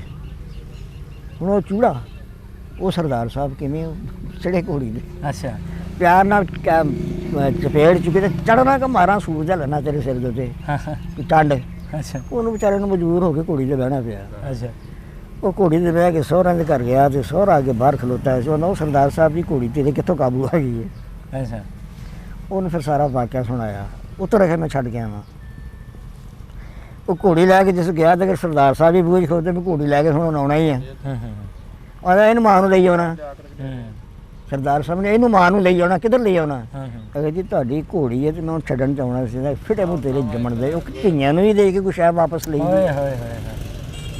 ਕਿਆ ਬਾਤ। ਧੀਆਂ ਨੂੰ ਵੀ ਦੇ ਕੇ ਕੁਛ ਹੈ ਵਾਪਸ ਲਈ। ਕਿਆ ਬਾਤ। ਇਹ ਸੀ ਤੁਹਾਡਾ ਕਲਚਰ, ਔਰ ਇਹ ਸਾਡਾ ਕਲਚਰ, ਸਾਡਾ ਹਕੀਕਤ। ਦੇਖ ਲਓ ਤੁਸੀਂ, ਉਹਨੇ ਜੂੜੇ ਨੂੰ ਨਹੀਂ ਆਖਿਆ ਵੀ ਤੇਰੀ ਧੀ ਹੈ, ਬਲਕਿ ਨਾ ਤੂੰ ਸਾਡਾ ਜਵਾਈ ਲੱਗ, ਤੂੰ ਸਾਡਾ ਜਵਾਈ ਲੱਗ। ਬਿਲਕੁਲ। ਕਿੱਧਰ ਗਈਆਂ ਉਹ ਗੱਲਾਂ? ਹੁਣ ਤੇ ਨਜ਼ਰ ਨਹੀਂ ਆਉਂਦੀ। ਉਹ ਪੰਜਾਬੀ ਦੀ ਮਿਸਲ ਮਸ਼ਹੂਰ ਹੈ, ਜਿੱਧਰ ਗਈਆਂ ਬੇੜੀਆਂ ਉਧਰ ਹੀ ਗਏ ਮਿਲਾ। ਉਧਰ ਹੀ ਗਏ ਮਿਲਾ। ਹੁਣ ਉਹ ਗੱਲਾਂ ਹੁਣ ਸਾਨੂੰ ਸਾਡੇ ਸਵਾਈ ਗੱਲਾਂ ਦੀ ਕੀ ਹੈ? ਕੁਛ ਕਾਸ਼ ਅਸੀਂ ਉਹਨਾਂ ਲੋਕਾਂ ਦੀ ਬੀਜੀ ਹੋਈ ਫਸਲ ਨੂੰ ਪਾਣੀ ਦੇਣ ਵਾਲੇ ਬਣ ਜਾਈਏ। ਕਾਸ਼ ਅਸੀਂ ਉਹਨਾਂ ਦੀ ਬੀਜੀ ਹੋਈ ਫਸਲ ਨੂੰ ਪਾਣੀ ਦੇਣ ਵਾਲਾ ਬਣ ਜਾਈਏ ਤੇ ਸਾਨੂੰ ਇਹ ਲਹਿ ਲਹਾਤੀਏ ਇਖਲਾਸ ਦੀ ਫਸਲ ਨਜ਼ਰ ਆਏ, ਇਖਲਾਸ ਦੀ ਫਸਲ ਨਜ਼ਰ ਆਏ, ਅਕਲ ਦਨਾਈ ਦੀ ਸਾਨੂੰ ਫਸਲ ਨਜ਼ਰ ਆਏ, ਸਾਨੂੰ ਆਪਣੇ ਕਲਚਰ ਦੀ ਫਸਲ ਨਜ਼ਰ ਆਏ। ਲੇਕਿਨ ਕੁਛ ਵੀ ਨਹੀਂ, ਸਾਡੇ ਪੱਲੇ ਕੱਖ ਨਹੀਂ ਰਹਿ ਗਿਆ, ਕੁਛ ਵੀ ਨਹੀਂ ਰਹਿ ਗਿਆ। ਇੱਕ ਚੀਜ਼ ਸਾਨੂੰ ਮਿਲੀ ਸੀਗੀ ਵੰਡ ਦੇ ਰਾਹੀਂ ਕਿ ਯਾਰ ਧਰਤੀਆਂ ਆਜ਼ਾਦ ਧਰਤੀਆਂ 'ਚ ਬੈਠੇ ਸੀ, ਜੀ ਉਸ ਜੋਗੇ ਵੀ ਅਸੀਂ ਨਹੀਂ ਰਹੇ। ਤੇ ਬਜ਼ੁਰਗੋ ਤੁਹਾਡਾ ਬਹੁਤ ਬਹੁਤ ਸ਼ੁਕਰੀਆ, ਤੁਹਾਡਾ ਇੱਕ ਇੱਕ ਲਫ਼ਜ਼ ਦਾ ਬਹੁਤ ਮਜ਼ਾ ਆਇਆ। ਔਰ ਮੈਂ ਉਮੀਦ ਕਰਦਾ ਹਾਂ ਕਿ ਜਿਹੜੇ ਲੋਕ ਪਾਕਿਸਤਾਨ ਦੀ ਗੱਲ ਕਰਦੇ ਆ ਜਾਂ ਜਿਹੜੇ ਲੋਕ ਪੰਜਾਬ ਦੀ ਗੱਲ ਕਰਦੇ ਆ ਉਹ ਇਹ ਇੰਟਰਵਿਊ ਜ਼ਰੂਰ ਵੇਖਣ, ਉਹਨਾਂ ਨੂੰ ਜ਼ਰੂਰ ਪਤਾ ਲੱਗੇਗਾ ਕਿ ਅਸੀਂ ਮੁਲਕ ਜਿਹੜੇ ਨੇ ਉਹ ਕਿਸ ਕੰਮ ਵਾਸਤੇ ਆਜ਼ਾਦ ਕੀਤੇ ਸੀ ਔਰ ਅੱਜ ਅਸੀਂ ਕੀ ਕਰ ਰਹੇ ਹਾਂ। ਕਾਸ਼ ਮੇਰੀ ਇਹ ਗੁਫ਼ਤਗੂ, ਮੇਰੀ ਇਹ ਗੱਲਬਾਤ, ਮੇਰੇ ਇਹ ਨਜ਼ਰੀਆਤ, ਮੇਰੀ ਇਹ ਸਮਝ ਬੂਝ ਇਸ ਤੁਹਾਡੇ ਵਸੀਲੇ ਦੇ ਨਾਲ ਮੇਰੇ ਪਾਕਿਸਤਾਨੀ ਭੈਣ ਭਰਾ ਵੀ ਸੁਣ, ਪਾਕਿਸਤਾਨੀ ਭੈਣ ਪਾਕਿਸਤਾਨੀ ਭੈਣ ਭਰਾ ਵੀ ਸੁਣਨ ਔਰ ਉਹ ਅੰਦਾਜ਼ਾ ਲਾਉਣ ਕਿ ਇਸ ਪਾਕਿਸਤਾਨ ਬਣਾਉਣ ਦੇ ਵਿੱਚ ਅਸੀਂ ਕੀ ਕੀਮਤ ਅਦਾ ਕੀਤੀ ਹੈ, ਕੀ ਖਰਚ ਕੀਤਾ ਸਾ, ਕਿਹੜੀ ਕੁਰੇ ਅਸਾਂ ਬੱਚਿਆਂ ਦੀ ਉਹ ਬੱਚੇ ਸਰਦਾਰ ਸਾਹਿਬ ਅੱਖਾਂ 'ਚੋਂ ਆਂਸੂ ਆਉਂਦੇ ਨੇ ਜਿਸ ਵਕਤ ਉਸ ਬੱਚੇ ਦੇ ਹੱਥਾਂ ਦੇ ਵਿੱਚੋਂ ਕਿੱਲ ਠੋਕ ਕੇ ਥੱਲੋਂ ਜਗ੍ਹਾ ਖਾਲੀ ਛੱਡੀ ਗਈ ਹੋਏਗੀ, ਉਹਦੀ ਜਾਨ ਕਿਵੇਂ ਨਿਕਲੀ ਹੋਗੀ ਔਰ ਕਿੰਨੇ ਦੇਰ ਦੇ ਵਿੱਚ ਗੁਜ਼ਰੀ ਲੰਘੀ ਹੋਏਗੀ, ਔਰ ਉਸ ਮਾਂ ਔਰ ਉਸ ਬਾਪ ਦੇ ਸਿਰ ਦੇ ਉੱਤੇ ਉਹ ਮਾਂ ਜ਼ਿੰਦਾ ਰਹੀ ਹੋਏਗੀ। ਇਹ ਸਾਨੂੰ ਹੁਣ ਮੈਂ ਫਿਰ ਲਫ਼ਜ਼ ਦੁਹਰਾਵਾਂਗਾ ਵੀ ਇਹ ਆਪਣੇ ਕੰਜਰ ਲੋਕ, ਮੈਂ ਕਹਾਂਗਾ ਜ਼ਖੀਰਾ ਅੰਦੋਜ਼, ਰਿਸ਼ਵਤਖੋਰ, ਪਾਕਿਸਤਾਨ ਦੀ ਕਦਰ ਕੀਮਤ ਨੂੰ ਨਾ ਸਮਝਣ ਵਾਲੇ ਲੋਕ, ਇਹ ਜਿਹੜੇ ਲੋਕ ਨੇ ਜਿਹੜੇ ਕਣਕ ਨੂੰ ਮਸਨੂਈ ਕਿੱਲਤ ਪੈਦਾ ਕਰਦੇ ਨੇ, ਚੀਨੀ ਦੇ ਵਿੱਚ ਮਸਨੂਈ ਕਿੱਲਤ ਪੈਦਾ ਕਰਦੇ ਨੇ। ਇਸ ਮੁਲਕ ਦੇ ਵਿੱਚ ਸਰਦਾਰ ਸਾਹਿਬ ਕਿਸੇ ਸ਼ੈ ਦੀ ਕਮੀ ਨਹੀਂ, ਹਕੀਕਤ ਹੈ, ਕਿਸੇ ਸ਼ੈ ਦੀ ਕਮੀ ਨਹੀਂ। ਕਮੀ ਹੈ ਤੇ ਇਹਨਾਂ ਦੀਆਂ ਹਰਾਮਜ਼ਾਦੇ ਦੀ ਨਿਜਤਾ ਵਿੱਚ ਕਮੀ ਹੈ, ਇਹਨਾਂ ਦੇ ਬੋਲ ਚਾਲ 'ਚ ਕਮੀ ਹੈ। ਇਹ ਹੁਣ ਬਾਦਸ਼ਾਹ ਨੇ ਕਿਸੇ ਨੂੰ ਆਖਿਆ ਸੀ ਵੀ ਮੇਰੀ ਬੱਕਰੀ ਰਜਾ ਦਿਓ ਤੇ ਤੁਹਾਨੂੰ ਮੈਂ 2000 ਰੁਪਈਆ ਦਿਆਂਗਾ, ਮੋਹਲਤ 8 ਦਿਨਾਂ ਦੀ। ਅੱਕ ਤੇ ਨਹੀਂ ਗਏ। ਮੈਂ ਕਹਿੰਦਾ ਤੁਸੀਂ ਘੰਟਾ ਹੋਰ ਲਾਈ ਰੱਖੋ, ਮੈਂ ਤੁਹਾਡੇ ਨਾਲ ਬੈਠਾ, ਸਵਾਦ ਆ ਰਿਹਾ ਤੁਹਾਡੀ ਗੱਲਾਂ 'ਚ। ਬੜੇ ਆਈ ਰਾਜ਼ੀ, ਇਹ ਕਿਹੜਾ ਕੰਮ ਵੀ ਬੱਕਰੀ ਨੂੰ ਜਾਣਾ, ਉਹਨਾਂ ਨੇ ਲੈ ਜਾਣੀ ਬੱਕਰੀ, ਸਾਰੀ ਦਿਹਾੜੀ ਫੇਰ ਦੇਣਾ, ਦਾਣਾ ਧੂਣਾ ਵੀ ਪਾਉਣਾ। ਤੇ ਜਿਸ ਵਕਤ ਅਸੀਂ ਨਹੀਂ ਬੱਕਰੀ ਵਾਪਸ ਲੈ ਕੇ ਆਉਣਾ ਨਾ ਬਾਦਸ਼ਾਹ ਕੋਲ, ਤੇ ਉਹਨਾਂ ਨੇ ਹਰੀ ਜੀ ਦਾੜੀ ਫੜੀ ਹੋਣੀ, ਐਦਾਂ ਹਿਲਾਉਣਾ ਤੇ ਬੱਕਰੀ ਨੇ ਮੂੰਹ ਮਾਰਨ ਲੱਗ ਪੈਣਾ। ਬਾਦਸ਼ਾਹ ਨੇ ਆਖਣਾ ਜੇ ਰੱਜੀ ਹੁੰਦੀ ਤਾਂ ਮੂੰਹ ਕਿਉਂ ਮਾਰਦੀ, ਫੇਲ ਹੋ ਤੁਸੀਂ, ਨਹੀਂ ਰੱਜੀ। ਕਿੱਸਾ ਕੋਤਾ ਸਾਰੇ ਅਜਾਲੀ ਜਿਹੜੇ ਨਾ ਫੇਲ ਹੋ ਗਏ, ਕੋਈ ਬੱਕਰੀ ਨੂੰ ਨਹੀਂ ਰਜਾ ਸਕਿਆ। ਅਖੀਰ ਉਹ ਬਾਬਾ ਉਹਨਾਂ ਦਾ ਨਾਨਾ ਜਾਂ ਦਾਦਾ ਜੋ ਵੀ ਹੈ ਸੀ, ਉਹ ਹਾਜ਼ਰ ਹੋਇਆ ਬਾਦਸ਼ਾਹ ਦੀ ਖਿਦਮਤ 'ਚ ਕਿ ਹਜ਼ੂਰ ਮੈਂ ਬੜਾ ਸ਼ਰਮਿੰਦਾ ਵਾਂ, ਮੇਰੀ ਸਾਰੀ ਰਾਤ ਤੁਹਾਡੀ ਬੱਕਰੀ ਨਹੀਂ ਰਜਾ ਸਕੀ, ਇੱਕ ਮੌਕਾ ਮੈਨੂੰ ਵੀ ਦੇ ਦਿਓ। ਮੈਂ ਤੂੰ ਨਹੀਂ ਲੈ ਜਾ ਯਾਰ, ਤੂੰ ਆਪਣੇ ਚਾਹ ਲਾ ਲੈ। ਬੱਕਰੀ ਲਾਇਆ ਬਾਬਾ, ਸਾਰੀ ਦਿਹਾੜੀ ਫੇਰਦੇ ਰਹਿਣਾ, ਫੇਰ ਫੂਰ ਕੇ ਜਿਸ ਵਕਤ ਰਾਤ ਨੂੰ ਘਰ ਨੂੰ ਲਿਆਉਣੀ ਨਾ, ਤੇ ਬਾਬੇ ਨੇ ਡਾਹਣੀ ਇੱਕ ਧਰੇਕ ਦੀ ਤੋਰਨੀ, ਹਰੀ ਦੀ ਜਾਂ ਤੂਤ ਦੀ, ਇੱਕ ਹੱਥ 'ਚ ਫੜਨੀ ਤੇ ਦੂਸਰੇ ਹੱਥ 'ਚ ਬੈਦ ਦੀ ਸੋਟੀ ਹੋਣੀ। ਅੱਛਾ। ਜਿਸ ਵੇਲੇ ਬੱਕਰੀ ਨੇ ਮੂੰਹ ਮਾਰਨ ਲੱਗਣਾ, ਫਬਾ ਕੇ ਉਹਦੇ ਬੂਥੇ ਉੱਤੇ ਮਾਰਨੀ ਬੱਕਰੀ ਦੇ। ਉਹਨੇ ਡਾਹਣੀ ਨੂੰ ਮੂੰਹ ਮਾਰਨ ਲੱਗਣਾ, ਫਬਾ ਕੇ ਬੂਥੇ 'ਤੇ ਮਾਰਨੀ। ਅੱਛਾ। 3-4 ਦਿਨ ਉਹਦੇ ਨਾਲ ਅਮਲ ਹੋਇਆ ਨਾ, ਤੇ ਬੱਕਰੀ ਉਹ ਡਾਹਣੀ ਵੱਲੋਂ ਮੂੰਹ ਨਾ ਕਰੇ, ਉਹਨੂੰ ਪਤਾ ਸੀ ਵੀ ਬੂਥੇ 'ਤੇ ਵੱਜਣੀ ਹੈ। ਅਖੀਰ ਵੀ 8 ਦਿਨਾਂ ਵਿੱਚ ਉਸ ਬੱਕਰੀ ਨੂੰ ਰਜਾ ਲਿਆ ਉਸ ਬਾਬੇ ਨੇ। ਤੇ ਤੁਹਾਨੂੰ ਪਤਾ ਹੀ ਹੈ ਫਿਰ ਜਿਵੇਂ ਰਜਾਇਆ। ਅੱਛਾ। 8 ਦਿਨ ਜਿਸ ਤੋਂ ਲੈ ਕੇ ਗਿਆ, ਤੇ ਬਾਦਸ਼ਾਹ ਬਥੇਰਾ ਇੱਦਾਂ ਕਰੇ ਡਾਹਣੀ ਨੂੰ, ਬੱਕਰੀ ਟੀਰੀ ਹੈ ਕੀ ਦੇਖ ਲੈ, ਕਦੀ ਛੋਟੀ ਵੱਲ ਤੇ ਕਦੀ ਡਾਹਣੀ ਵੱਲ, ਲੇਕਿਨ ਮੂੰਹ ਨਾ ਕਰੇ ਉਧਰ ਨੂੰ। ਕੋਸ਼ਿਸ਼ ਦੇ ਬਾਵਜੂਦ ਨਾ ਉਹ ਕਰ ਸਕਿਆ, ਇੱਦਾਂ ਦੇ ਆਖਣਗੇ ਵੀ ਬੱਕਰੀ ਰਜ ਗਈ ਹੈ। ਹੁਣ ਤੂੰ ਮੈਨੂੰ ਇਹ ਦੱਸ ਵੀ ਰਜਾਈ ਕਿੱਦਾਂ? ਉਹ ਯਾਰੀ ਕਹਿੰਦਾ ਬਾਬਾ ਜੀ ਇਹ ਸਾਡਾ ਕਾਰੋਬਾਰੀ ਰਾਜ਼ ਆ, ਇਹ ਨਹੀਂ ਮੈਂ ਦੱਸਣਾ ਵੀ ਕਿਵੇਂ ਰਜਾਈ ਹੈ। ਬੱਕਰੀ ਨੂੰ ਤੁਸੀਂ ਆਪਣੀ ਕਰ ਲਓ, ਅਟੈਂਡ ਕਰ ਲਓ ਜਿੱਦਾਂ ਦੀ ਹੁੰਦੀ ਹੈ। ਰੱਜ ਗਈ ਹੈ ਤਾਂ ਠੀਕ, ਨਹੀਂ ਮੈਂ ਲੈ ਜਾ, ਫਿਰ ਨਹੀਂ ਬੱਕਰੀ ਰੱਜ ਗਈ ਆਪਾਂ ਫਾੜੇ ਨਾਮ ਤੇ ਲੈ ਜਾ। ਇਹ ਕਹਾਣੀ ਸਾਡੀ ਇੱਕ ਦੀਨੀ ਕਿਤਾਬ ਦੇ ਵਿੱਚ ਮੌਲਾਨਾ ਰੂਮ ਨੇ ਲਿਖੀ ਆ। ਆਪ ਨੇ ਰਿਜ਼ਲਟ ਤੇ ਨਤੀਜਾ ਉਹਦਾ ਇਹ ਕੱਢਿਆ ਕਿ ਇਸ ਖਬੀਸ ਇਨਸਾਨ ਨੇ, ਇਹਨਾਂ ਸਮਗਲਰਾਂ ਨੇ, ਇਹਨਾਂ ਬਰਦਾ ਫਰੋਸ਼ਾਂ ਨੇ, ਇਹਨਾਂ ਰਿਸ਼ਵਤਖੋਰਾਂ ਨੇ, ਇਹਨਾਂ ਨੇ ਹਰਾਮਜ਼ਾਦੇ ਨੇ ਉਦੋਂ ਰੱਜਣਾ ਜਦੋਂ ਇਜ਼ਰਾਈਲ ਦੀ ਸੋਟੀ ਇਹਨਾਂ ਦੇ ਮੂੰਹ ਦੇ ਵਿੱਚ, ਉਦੋਂ ਰੱਜਣਾ ਇਹਨਾਂ ਨੇ, ਪਹਿਲੇ ਨਹੀਂ ਰੱਜ ਸਕਦੇ। ਪਹਿਲੇ ਨਹੀਂ ਰੱਜ ਸਕਦੇ। ਚਲੋ ਬਜ਼ੁਰਗੋ, ਤੁਹਾਡਾ ਬਹੁਤ ਬਹੁਤ ਸ਼ੁਕਰੀਆ। ਕੁਝ ਇਹੋ ਜਿਹੀਆਂ ਗੱਲਾਂ ਜਿਹੜੇ ਬਹੁਤ ਸਾਰੇ ਬਜ਼ੁਰਗ ਕਰਨ ਤੋਂ ਝਿਜਕਦੇ ਨੇ, ਤੁਸੀਂ ਖੁੱਲ੍ਹ ਕੇ ਕੀਤੀਆਂ। ਔਰ ਅਸੀਂ ਵੀ ਵੇਖਣ ਵਾਲਿਆਂ ਨੂੰ ਸਾਡਾ ਮਕਸਦ ਸਿਰਫ ਇਹ ਹੈਗਾ ਕਿ ਆਉਣ ਵਾਲੀ ਪੀੜ੍ਹੀ ਨੂੰ ਇੱਕ ਹਕੀਕਤ ਦੱਸਣਾ ਕਿਉਂਕਿ ਪਿੰਡਾਂ ਦੇ ਪਿੰਡ ਅਸੀਂ ਘੁੰਮਦੇ ਫਿਰਦੇ ਹਾਂ ਤੇ ਬਹੁਤ ਮੁਸ਼ਕਲ ਨਾਲ ਇੱਕ ਦੋ ਬਜ਼ੁਰਗ ਹੀ ਸਾਨੂੰ ਲੱਭਦੇ ਆ। ਥੋੜੀ ਰਹਿ ਗਏ ਨੇ ਵਿਚਾਰੇ। ਹਾਂ, ਥੋੜੇ ਹੀ ਰਹਿ ਗਏ ਔਰ ਹਕੀਕਤ ਦੇ ਵਿੱਚ ਅਸਲ ਕੁਰਬਾਨੀਆਂ ਇਹਨਾਂ ਨੇ ਦਿੱਤੀਆਂ। ਜੋ ਸ਼ਾਇਦ ਸਾਡੇ ਲਹਿੰਦੇ ਪਾਸੇ ਉਹ ਪੁਰਾਣੇ ਬਜ਼ੁਰਗ ਨੇ ਜਿਨ੍ਹਾਂ ਨੇ ਸਾਰਾ ਕੁਝ ਵੇਖਿਆ, ਜਾਂ ਚੜ੍ਹਦੇ ਪਾਸੇ ਬਜ਼ੁਰਗ ਨੇ, ਜਾਂ ਮੈਂ ਕਹਾਂਗਾ ਕਿ ਉਹ ਪੰਜਾਬੀ ਨੇ ਜਿਨ੍ਹਾਂ ਨੇ ਦੋਵੇਂ ਮੁਲਕ ਬਣਾਉਣ ਵਾਸਤੇ ਬਹੁਤ ਸਾਰੀਆਂ ਕੁਰਬਾਨੀਆਂ ਦਿੱਤੀਆਂ। ਲੇਕਿਨ ਅੱਜ ਦੋਵੇਂ ਪੰਜਾਬ ਦਾ ਕੀ ਹਾਲ ਹੈ ਉਹ ਵੀ ਤੁਹਾਡੇ ਸਾਹਮਣੇ ਹੈ। ਬਜ਼ੁਰਗਾਂ ਨੇ ਦੱਸਿਆ ਕਿ ਉਹ ਉਸ ਵੇਲੇ ਕਫਨ ਦਫਨ ਦਾ ਕੰਮ ਕਰਦੇ ਸੀ। ਜੋ ਜੋ ਇਹਨਾਂ ਨੇ ਵੇਖਿਆ ਔਰ ਜੋ ਜੋ ਆਪਣੇ ਪਿੰਡੇ ਤੇ ਹੰਡਾਇਆ, ਇਹਨਾਂ ਦੇ ਅਹਿਸਾਸਾਤ ਉਸ ਵੇਲੇ ਕੀ ਹੋਣਗੇ ਅਸੀਂ ਖੁੱਲ੍ਹ ਕੇ ਉਹ ਚੀਜ਼ਾਂ ਦੱਸ ਨਹੀਂ ਸਕਦੇ। ਲੇਕਿਨ ਮੇਰਾ ਖਿਆਲ ਹੈ ਕਿ ਵੇਖਣ ਵਾਲੇ ਜ਼ਰੂਰ ਸਮਝਣਗੇ। ਔਰ ਜੋ ਵੀ ਲੋਕ ਪੰਜਾਬ ਨੂੰ ਪਿਆਰ ਕਰਦੇ ਨੇ, ਬੇਸ਼ੱਕ ਚਾਹੇ ਉਹ ਚੜ੍ਹਦੇ ਪਾਸੇ ਨੇ, ਬੇਸ਼ੱਕ ਆਪਣੇ ਆਪ ਨੂੰ ਇੰਡੀਅਨ ਕਹਿਣ, ਜਾਂ ਜਿਹੜੇ ਲਹਿੰਦੇ ਪਾਸੇ ਨੇ ਆਪਣੇ ਆਪ ਨੂੰ ਪਾਕਿਸਤਾਨੀ ਕਹਿਣ, ਲੇਕਿਨ ਹਕੀਕਤ ਨਾਲ ਇੱਕ ਵਾਰੀ ਜਿਹੜਾ ਹੈ ਨਾ ਉਹ ਜ਼ਰੂਰ ਹਕੀਕਤ ਨੂੰ ਵੇਖਣ ਕਿ ਹਕੀਕਤ ਕੀ ਚੀਜ਼ ਹੈ। ਸੋ ਸਾਡਾ ਮੈਸੇਜ ਜਿਹੜਾ ਹੈ ਉਹ ਅਸੀਂ ਕਿਸੇ ਜ਼ਾਤ, ਧਰਮ, ਕਿਸੇ ਮੁਲਕ ਦੇ ਖਿਲਾਫ ਅਸੀਂ ਗੱਲ ਨਹੀਂ ਕਰਦੇ, ਬਲਕਿ ਹਕੀਕਤ ਜਿਹੜੀਆਂ ਸਾਡੀਆਂ ਗੱਲਾਂ ਨੇ, ਜਿਹੜੀਆਂ ਪੁਰਾਣੀਆਂ ਸਾਂਝਾਂ ਨੇ, ਉਹਨੂੰ ਕਿਸ ਤਰ੍ਹਾਂ ਸਾਨੂੰ ਤਕਸੀਮ ਕੀਤਾ ਗਿਆ ਮਜ਼ਹਬ ਦੇ ਨਾਮ ਉੱਪਰ। ਮਜ਼ਹਬ ਦੇ ਠੇਕੇਦਾਰਾਂ ਨੇ ਸਾਨੂੰ ਆਪਸ ਦੇ ਵਿੱਚ ਕਿੱਦਾਂ ਤਕਸੀਮ ਕੀਤਾ ਔਰ ਹਕੀਕਤ ਕੀ ਸੀ। ਅਸੀਂ ਬਾਬੇ ਆਦਮ ਦੇ ਵੇਲੇ ਜਾਂ ਪਤਾ ਨਹੀਂ ਕਦੋਂ ਦੇ ਆਪਸ ਦੇ ਵਿੱਚ ਇਕੱਠੇ ਬੈਠੇ ਸੀ, ਲੇਕਿਨ ਇੱਕ ਰਾਤ ਨੇ, ਇੱਕ ਆਜ਼ਾਦੀ ਦੀ ਰਾਤ ਨੇ, ਇਹੋ ਜਿਹੀ ਆਜ਼ਾਦੀ ਜਿਹਦੇ ਵਾਸਤੇ ਅਸੀਂ ਹੀ ਕੁਰਬਾਨ ਹੋਏ ਸੀ, ਔਰ ਫਿਰ ਉਹਨੂੰ ਲੈਣ ਵਾਸਤੇ ਫਿਰ ਅਸੀਂ ਆਪਸ ਦੇ ਵਿੱਚ ਗੁੱਥਮ ਗੁੱਥਾ ਹੋਏ। ਔਰ ਉਹਦਾ ਫਿਰ ਤੁਸੀਂ ਅੰਜਾਮ ਵੇਖ ਲਓ ਕਿ ਕੀ ਕੁਛ ਸਾਡੇ ਨਾਲ ਨਹੀਂ ਹੋਇਆ, ਜਾਂ ਆਪਸੀ ਦੇ ਵਿੱਚ ਅਸੀਂ ਕੀ ਕੁਛ ਨਹੀਂ ਕੀਤਾ। ਸੋ ਬਜ਼ੁਰਗਾਂ ਦਾ ਵੀ ਬਹੁਤ ਬਹੁਤ ਧੰਨਵਾਦ। ਅੱਜ ਦੀ ਗੱਲਬਾਤ ਦਾ ਬਹੁਤ ਮਜ਼ਾ ਆਇਆ। ਔਰ ਕਿਉਂਕਿ ਮਜ਼ਾ ਮੈਂ ਇਸ ਕਰਕੇ ਕਹਿ ਰਿਹਾ ਕਿ ਖੁੱਲ੍ਹ ਕੇ ਜਿਹੜੀ ਗੱਲ ਹੁੰਦੀ ਹੈ ਨਾ, ਜਿਹੜੀ ਗੱਲ ਅੰਦਰੋਂ ਨਿਕਲਦੀ ਹੈ, ਉਹ ਅਲਫਾਜ਼ ਰਾਹੀਂ ਸਾਨੂੰ ਪਤਾ ਦੱਸਦੀ ਹੈ ਕਿ ਵਾਕਈ ਬਜ਼ੁਰਗ ਜਿਹੜੇ ਨੇ ਉਹ ਇੱਕ ਇੱਕ ਲਫ਼ਜ਼ ਜਿਹੜਾ ਹੈ ਉਹ ਕਿੱਥੋਂ ਕੱਢ ਰਹੇ ਨੇ। ਸੋ ਇਹੋ ਜਿਹੀਆਂ ਕਹਾਣੀਆਂ ਆਪ ਜੀ ਦੇ ਰੂਬਰੂ ਕਰਦੇ ਰਵਾਂਗੇ ਹਮੇਸ਼ਾ।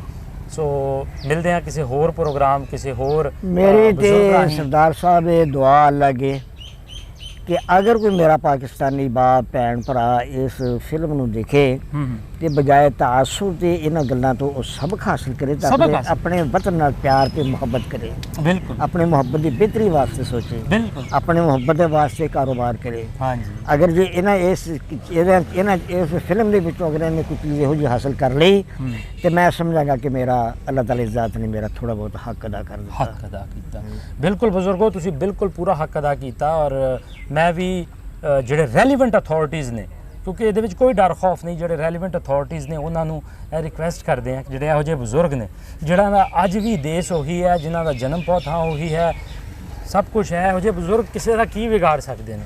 ਇਹੋ ਜਿਹੇ ਬਜ਼ੁਰਗਾਂ ਦੀ ਤੇ ਬਸ ਕਹਾਣੀਆਂ ਨੇ ਜਿਹਨੂੰ ਫਰੋਲਣ ਦਾ ਮਕਸਦ ਸਿਰਫ ਇਹ ਹੈ ਕਿ ਹਕੀਕਤ ਆਪ ਤੱਕ ਪਹੁੰਚਾਈ ਜਾਏ। ਔਰ ਮੈਂ ਆਸ ਕਰਦਾ ਹਾਂ ਕਿ ਰੈਲੀਵੈਂਟ ਅਥਾਰਟੀਜ਼ ਵੀ ਜਿਹੜੇ ਇਹੋ ਜਿਹੇ ਬਜ਼ੁਰਗ ਨੇ ਜਿਹੜੇ ਕੁਛ ਰਹਿ ਗਏ ਨੇ, ਉਹਨਾਂ ਨੂੰ ਬੁਲਾਇਆ ਜਾਏ, ਟੀਵੀ ਸਟੇਸ਼ਨ ਤੇ ਬੁਲਾਇਆ ਜਾਏ, ਰੇਡੀਓ ਸਟੇਸ਼ਨ ਤੇ ਬੁਲਾਇਆ ਜਾਏ, ਉਹਨਾਂ ਨੂੰ ਆਮ ਮਜਮਾ 'ਚ ਬੁਲਾਇਆ ਜਾਏ, ਉਹਨਾਂ ਕੋਲ ਸੁਣਿਆ ਜਾਏ ਤੁਹਾਡੇ ਨਾਲ ਕੀ ਬੀਤੀ, ਤੁਸੀਂ ਕੀ ਕੀਤਾ, ਤੁਹਾਡੇ ਨਾਲ ਕੀ ਹੋਇਆ, ਔਰ ਇਹਦੀ ਇਬਤਦਾ ਕਿੱਥੋਂ ਹੋਈ ਤੇ ਇੰਤਹਾ ਕਿੱਥੇ ਹੋਈ ਇਹਦੀ ਜਾ ਕੇ। ਔਰ ਉਹ ਜਿਹੜੀ ਆਜ਼ਾਦੀ ਜਿਹਦੇ ਵਿੱਚ ਅੱਜ ਕੱਲ੍ਹ ਦੇ ਮੁੰਡੇ ਆਪਣੇ ਮੋਟਰਸਾਈਕਲ ਦੀਆਂ ਪੀਪਣੀਆਂ ਕੱਢ ਕੇ ਤੇ ਉਹਨੂੰ ਆਜ਼ਾਦੀ ਕਹਿੰਦੇ ਆ, ਲੇਕਿਨ ਅਸਲ ਆਜ਼ਾਦੀ ਜਿਹੜਿਆਂ ਨੇ ਦੱਸਿਆ ਕਿ ਇੱਕ ਬੱਚੇ ਦੇ ਕਿਲ ਠੋਕੇ ਗਏ ਸੀ, ਮਤਲਬ ਕੀ ਅਹਿਸਾਸਾਤ ਹੋਣਗੇ, ਉਹ ਫਿਰ ਨਫ਼ਰਤ ਕਿਸ ਤਰ੍ਹਾਂ ਇਨਸਾਨ ਦੇ ਅੰਦਰ ਭਰੀ ਜਾਂਦੀ ਹੈ। ਬੇਸ਼ੱਕ ਬੇਸ਼ੱਕ। ਸੋ ਆਪਾਂ ਤੇ ਕੋਸ਼ਿਸ਼ ਕਰੀਦੀ ਹੈ ਕਿ ਨਫ਼ਰਤ ਨਹੀਂ ਬਲਕਿ ਹਕੀਕਤ ਨੂੰ ਸਾਰਿਆਂ ਲੋਕਾਂ ਵਾਸਤੇ, ਰੈਲੀਵੈਂਟ ਅਥਾਰਟੀਜ਼ ਨੇ, ਚਾਹੇ ਉਹ ਆਮ ਲੋਕ ਨੇ, ਉਹਨਾਂ ਨੂੰ ਦੱਸਿਆ ਜਾਵੇ ਕਿ ਸਾਡੀ ਆਪਸ ਦੇ ਵਿੱਚ ਹਕੀਕਤ ਦੇ ਵਿੱਚ ਕੋਈ ਲੜਾਈ ਨਹੀਂ ਸੀ।